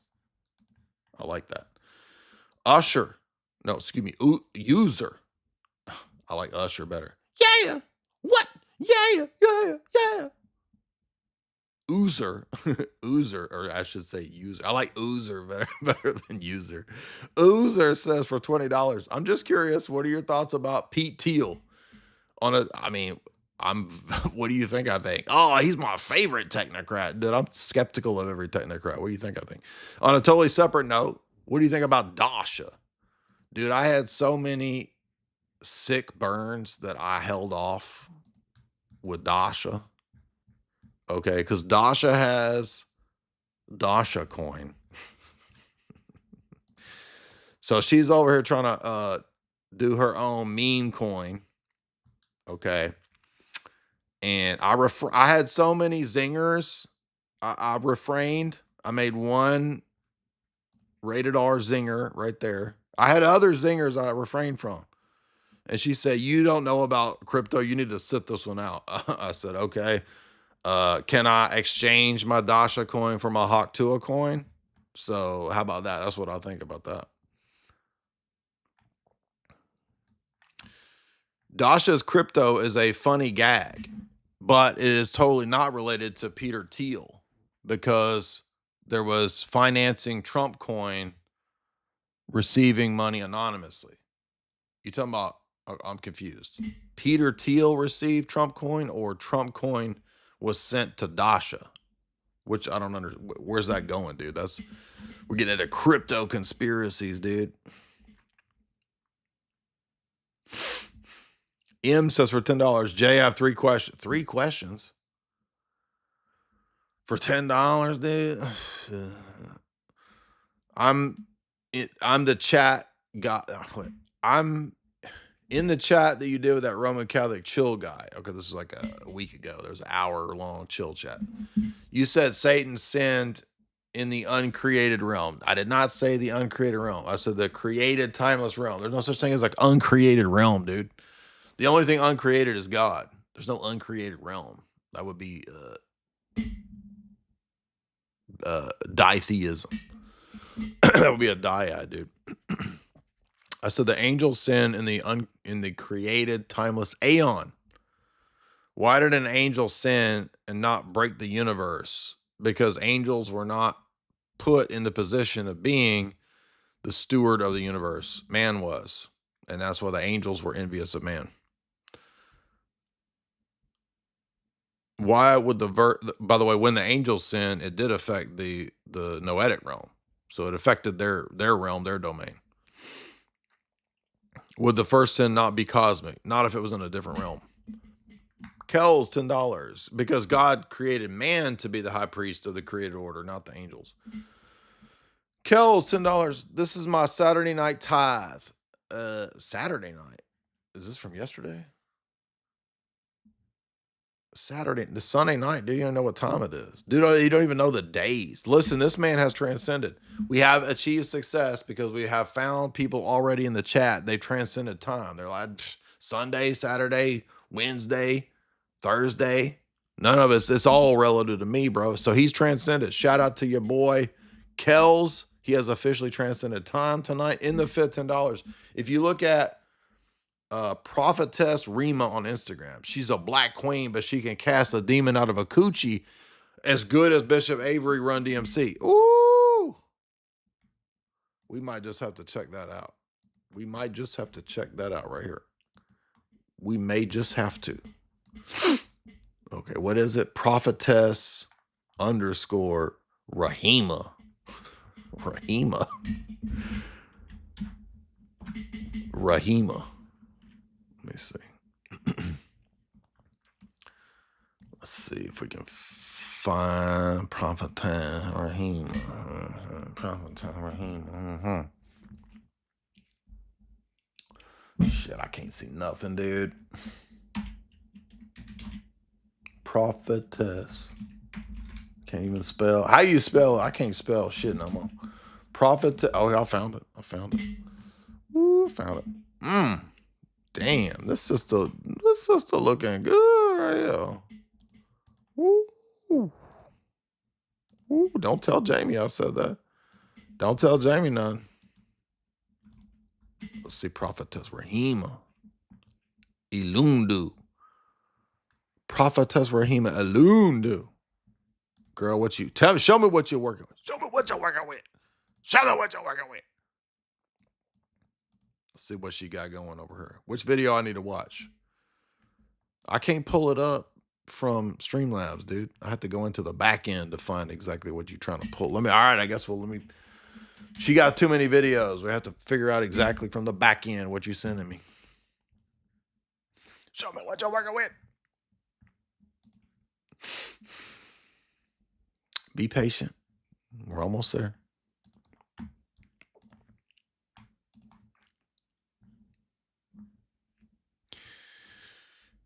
It's the end of the world as we know it. It's the end of the world as we know it. And I feel fine. Here we go. Tip history. By the way, I don't actually like that song. I can't stand. I think REM is like super overrated, dude. I'm looking for that super chat, dog. Here we go. She gonna cast a demon out of coochie. That's my bar for whether you're legit or not, right? If you ain't coochie cleansing in your exorcisms, you wasting my time. I thought you were giving me a video, dude. You just give me the whole profile. That don't help me none. All right, let's see what we got. Woo, what's she spitting over here? Ooh, she just spitting it out, just spitting. Leave that body! Leave that body! There you go! There you go! Leave! Leave! Fire the Holy Ghost! Fire! Fire! Fire! Fire! Me too! Woo! Damn. Zoom deliverance is just popping off. We're gonna have to do I'm gonna do some fake Zoom deliverance. We're gonna do some skits. I'm gonna do some skits where I'll just wait till I'm sick and just puking, and then we could just say it's Zoom deliverance. Is it Zoom deliverance, or you just got the damn flu? All right, let's see what she working with. Show me what you're working with. Woo, damn. Just roll it. Just roll that bitch out. Just roll that out. Roll them demons out. Roll it out, baby. Shake it like a salt shaker. Roll it out. Where you go? No! Right now. Demon of gluten. What the hell gluten is? Listen, if she got a demon of gluten, she just need to stop eating gluten. Quit eating bread, girl. Go gluten free, and then you won't have a gluten demon. By the way, who is gluten? Who the hell is gluten? And why he up in her? Right now. Just roll her out of there, dude. To be upon you now. You shall not have peace. Shakta Labiki Yoku right here. Until where you came is the same way you go. No! Right now. No! Right now. Woo! She just rolling, dude. In the words of Liam Gallagher, you gotta roll with it. You gotta take your time. You gotta say what you say. Don't let anybody get in your way. 'Cause it's all too much for me to take. And we're gonna walk. Hallelujah. Without that. Come on now.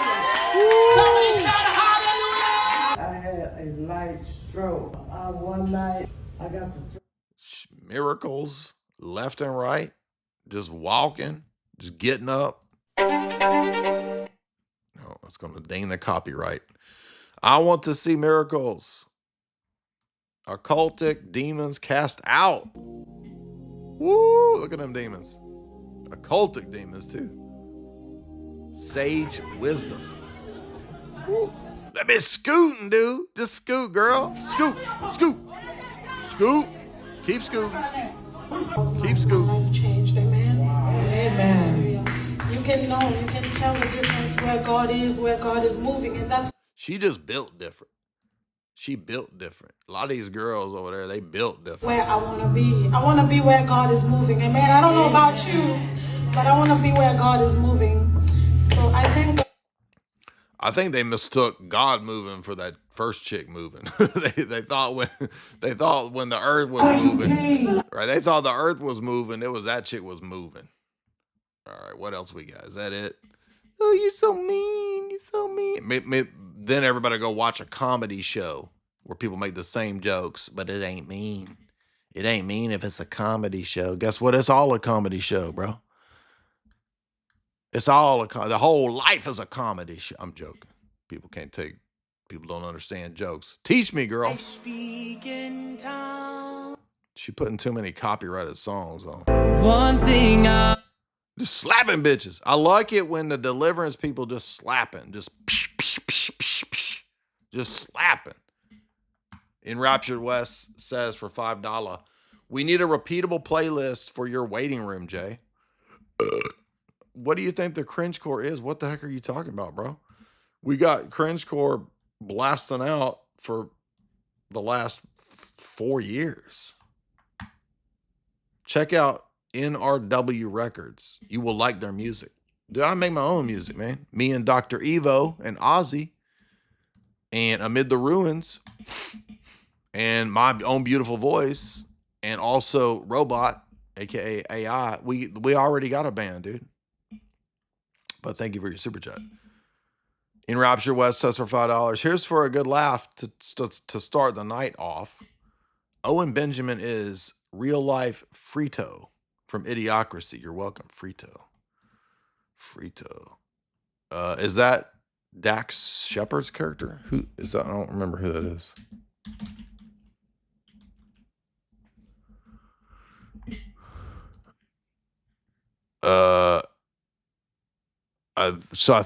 You're saying he like sounds like him? Okay, how about this? You get me to the time machine, and when I get back, I open a savings account in your name. That way, 500 years later, I'm assuming that's what you're saying, right? He sounds like Frito. Let's see. be worth billions. Billions! Oh, I like money. Yeah. How many billion? It's 80, Frito. It's $80 billion. That's a mighty big minus, isn't it? Yeah, I like money, though. That wasn't really part of the deal. Okay, I'll throw in another couple billion. Maybe a little bit of a semblance. Tom Bombadil, $5. This is why you gotta lock your doors and roll at the windows when you see a homeless guy at the red light. That's just because you're a bigot and you're not prepared for wisdom. You're not ready for spirituality. Flavius, $20. She, man. You are right. This dude is earth ashy. That's the whole audience tonight. All of y'all are ashy. Y'all need to get wisdom. That's what we're here for. A lot of y'all are just ashy. Ashy as hell. Gasty, $5. Super chat fallacy. Canonical beer, $10. Indulgence for the ascension. This man is thinking correctly. That is not farting. That is sweaty foot on this purple throne. Listen. You think I could just fart at will like that? That's my sweaty foot, dummies. Don't start an internet controversy. Exposed, dude's farting. William Williamson, $20. With kinda cross is that insular. Oh, what the hell kind of cross is that? Oh, you mean the homeless dude? He actually had a Ethiopian cross. He had a Coptic cross. So I don't know where the hell he got a Coptic cross. User, $20. No, we did that. That was Peter Thiel. Pete Thiel. Alex Jag. Nick Fearless Truth had a debate with the Muta physician. Of course, he made appeal to Jay and Bronson. Jay and Dr. Bronson. By the way, I think we're going to have a 2-on-2. We're in the negotiations stage. We might have a 2-on-2 with Jake, Itachi, me, and Sam Shamoon. It's being discussed. Hunster, $10. No, we did that.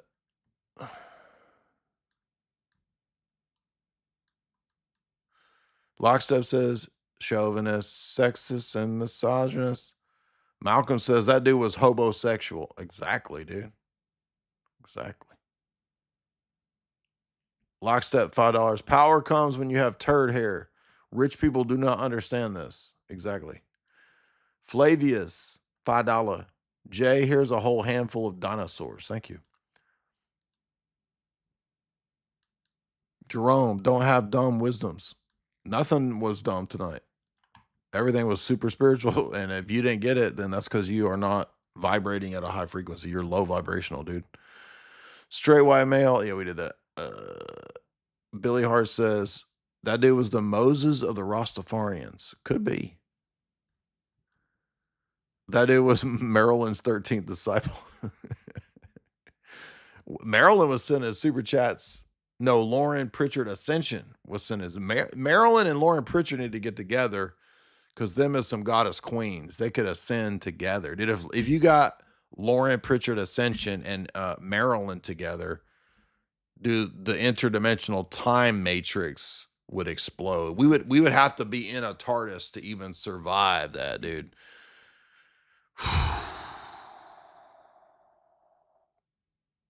Lockstep. Appreciate that.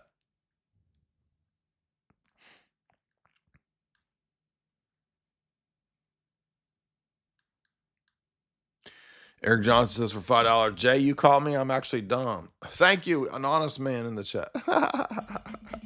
He says, teach me. You should have learned and listened to the sages tonight. We had a sage in the first hour to rewind, go back an hour.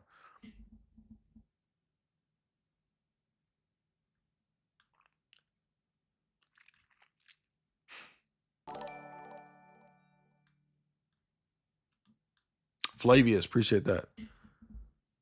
Oya Destroyer, $20. Thank you, Jay Dyer. Appreciate that, dog. Appreciate you, man. What do you think about Ben-Hur? It's a classic movie. It's a pretty good movie. I haven't watched it in many years, but I've seen it many times growing up. Flavius, $5. The papal butt stuff is a fallacy. It doesn't negate the reprobate according to Vatican II. Well, I guess I'm refuted. Time to pack it up, dude. I'm refuted. Dre God, $10. Massachusetts governor, who's a Roman Catholic, signed a controversial anti-natalist bill. No disciplinary action from the papacy. The religion is actually all leftist and promotes degens. Yeah, but they've been that way for a long time. Like, when was the last time any of them cared about a politician? They don't care. They were giving Biden, Pelosi, like every Roman Catholic politician who is absolutely morally horrendous, wicked. They've been giving them communion for forever, dude. They don't care. Even back to like JFK. Raise the offering bucket. Il Duce says, all right, I lost my super chat. Let's see here.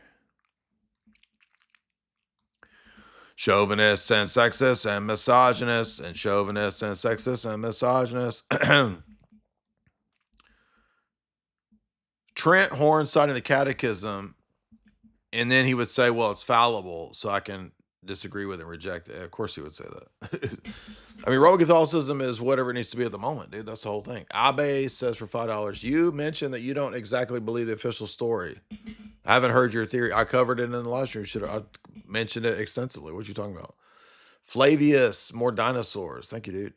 Captain Swisha, $10. Full Metal Alchemist Brotherhood. Yes, it is on the list. I will do it. I promise. All you anime nerds, you will get your fill. I promise. Be patient. You're going to get it, son. Volpez, $5. Jay, I'm a longtime fan. I know. I remember you, dude. I do have memories. I got rememberies. Remember. Please gift a Wixantium name. For example, I would like to be called Jaquarius T. Billings. Okay. But you got to add the third to it. So you already messed up. You effed up right there. You are Jaquarius T. Billings the third. Ian Reynolds says, here's $10. Thank you. Fernando, $10. Jay, you destroyed Marqueef. His gay political movement and his gay political stuff in that debate. It was painful to watch, entertaining. Exactly. I'm all about entertaining debates. Dude, this is just comedy for me, man. This is comedy practice for me. When I went to that 1v5, I was practicing crowd work, dude. When I was at DebateCon 8, it was crowd work, son. This is me preparing for the next phase. Y'all don't even understand because I'm overstanding you as you understand me. This is a phase 66-dimensional chess as I prepare for my Mothra-like transition from Mothra to Butterfly. That's an MK Ultra reference. As I transition into doing stand-up comedy, crowd work, and being DJ Dong Butter, my future. You don't even understand because you are overstood by me. Painted Fanatic, $20. You a real felinated king. Absolutely. I'm a felinated king. Brennan Bell, $10. Jay, you got to be careful. You talking about brother Nathaniel, and that's his girl Dasha. Well, I'm starting to think maybe he got some. I don't know. He might have scored. We have to ask Dasha what the baby name gonna be. Darth Jeff, $20. The spirit moved tonight. Also, we might need to get a forklift. I'm confused about what that's. Oh, you talking about Queen Latifah's church. You talking about the Queen Latifah at her church. Can Noodle, $20. How much of Dasha's audience is actually simps? Would you, would her channel podcast plummet if she got 50 pounds fat?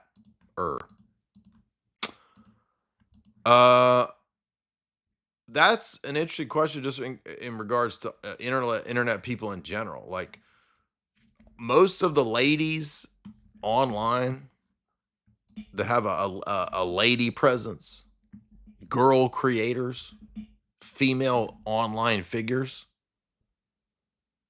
how many of them do you think the whole audience is simps? What do you guys think? Now, it kind of depends on what platform you is on, because if you're on YouTube, everybody's audience on YouTube is mainly dudes. So, like, my audience is still, I guarantee is not. Let's check it out. Let's see if it's still 90% dude. I'm sure it is. Let's see. Chauvinists and sexists and misogynists. See, that song has been in my head all day long.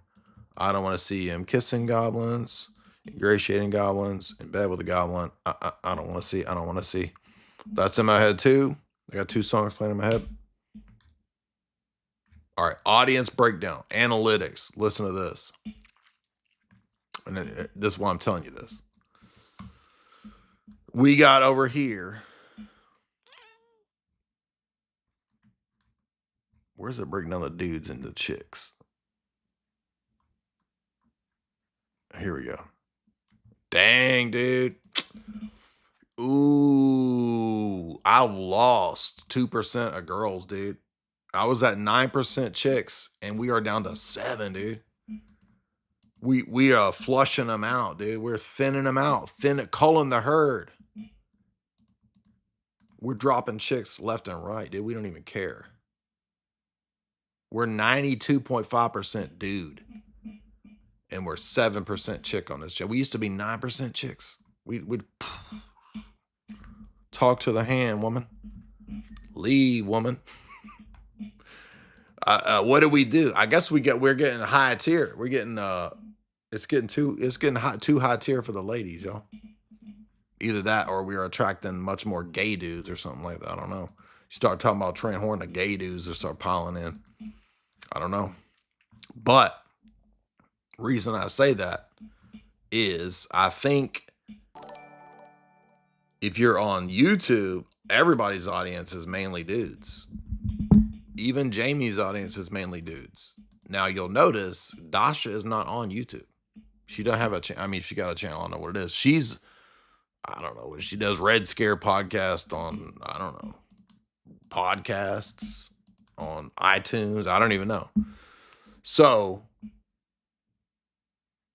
yes, I think the answer to the question is yes. Most lady streamers, figures, influencers, if they got fat, dude, they would lose half the audience or more.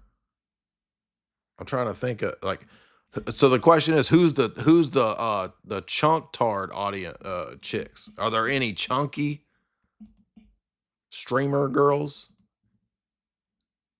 Influencers? Who's the chunky ones? Do they exist? I mean, maybe if you get over into the true crime, the true crime makeup sphere of YouTube or something, you don't really see a lot of chunky ones. So you're probably correct. Flavius, $100. Woo! Paying the bills. All the clothes are about to come off. It's getting hot here. Clothes are about to come off. Keep sending in the clothes. Come on. Flavius says, let's freaking go, bro. Let's LFG. Let's freaking go. LFG, I'm thinking LFO. I like girls in the summer, New Kids on the Block had a bunch of hits. Chinese food makes me sick. Isn't that LFO? Dude, put LFG. I'm thinking LFO.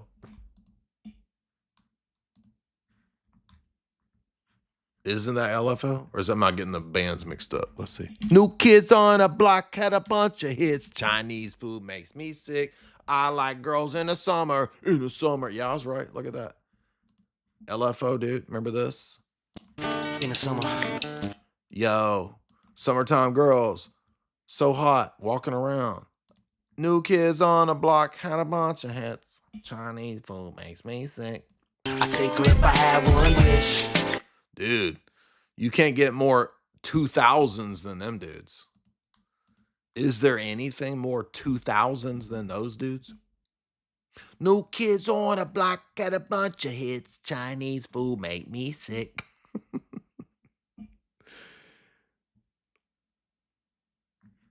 But thank you so much for that. Dude's paying the bills tonight. Now we got a couple more super chats. Y'all got more generous, giving your tithes. Canned Noodle says for $20. No, we did that. Okay, y'all didn't get more generous. I thought you did. No, you did. Open bottles, $28.28. Marquette is a fake Mac Daddy. He's a fake pimp, fake thug. I like where you're going with this. I'm going to let you cook right now. He talked about carrying his little friend with him everywhere. Good thing you didn't tell him where you're from. Who I also am a person of little friend carrying notoriety, if you know what I'm saying. JS, damn, why y'all getting so generous? Damn, why y'all get so generous tonight? Damn. Woo. These white boys is generosity tonight. New Kids on the Block had a bunch of hits. Chinese food make me sick. I like it when the girls are here in the summertime. I don't know, however that shit goes. Another $100 from JS1986. He says, I appreciate what you do. Well, this is a space for black bodies, so you are welcome. I'm a catechumen. My church is expanding. I go to Father Zechariah Lynch's parish in Pueblo, Colorado. I learned about you from the links that are on the church. Dang, dude, that's crazy. And he says donations are actually appreciated to those that want to donate at St. Michael Orthodox. All right, we got to pull that up because y'all was so generosity tonight. Y'all was generosifying tonight. Let's see, what's it called? New Kids on the Block had a bunch of hits. Chinese food make me sick. I like it when Trent Horn is here in the summertime. Father Zechariah Lynch, Church, Colorado. New Kids on the Block got a bunch of hits. There we go. Chinese food make me sick. I like no kid on the block have a bunch of hit. Chinese food make me sick. I like it when the girl in summer. Where is the thing you're talking about? No kid on the block have a bunch of hit. I don't see the donation thing. Where's it at, dude?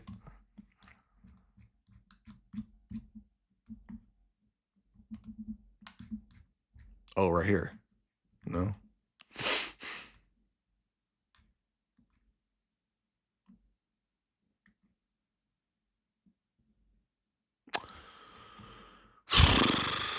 Well, I'm trying to find the donation.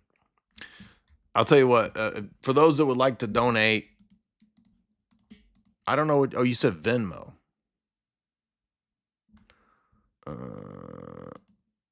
Okay, so let me pull that up in the actual, let me pull the actual Venmo thing up. We'll do it that way.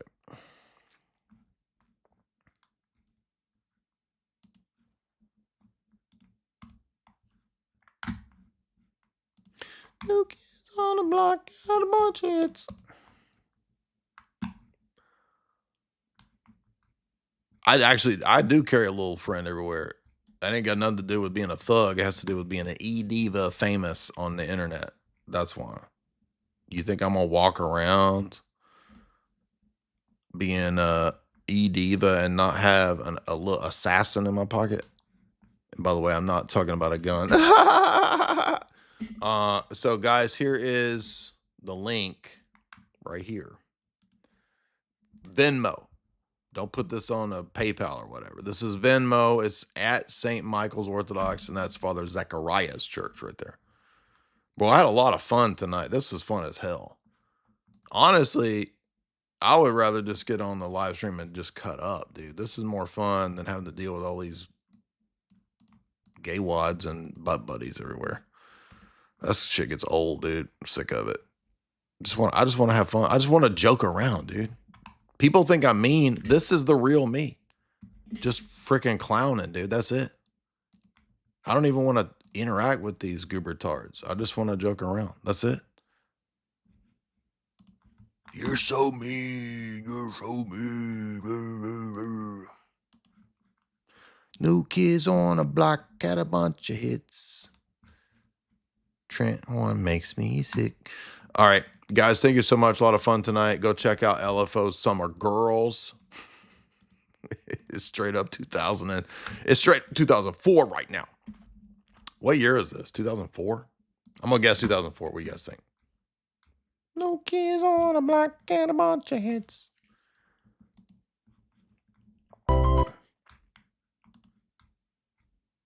Well, shit, it's not going to tell me what year it is. We're just going to say it's 2000. Time is fake and gay anyway. There's no such thing as time. Can you show me time in a microscope? No. Therefore, time, fake and gay doesn't exist. It's a prison. It's a mental mind matrix. Break free from that.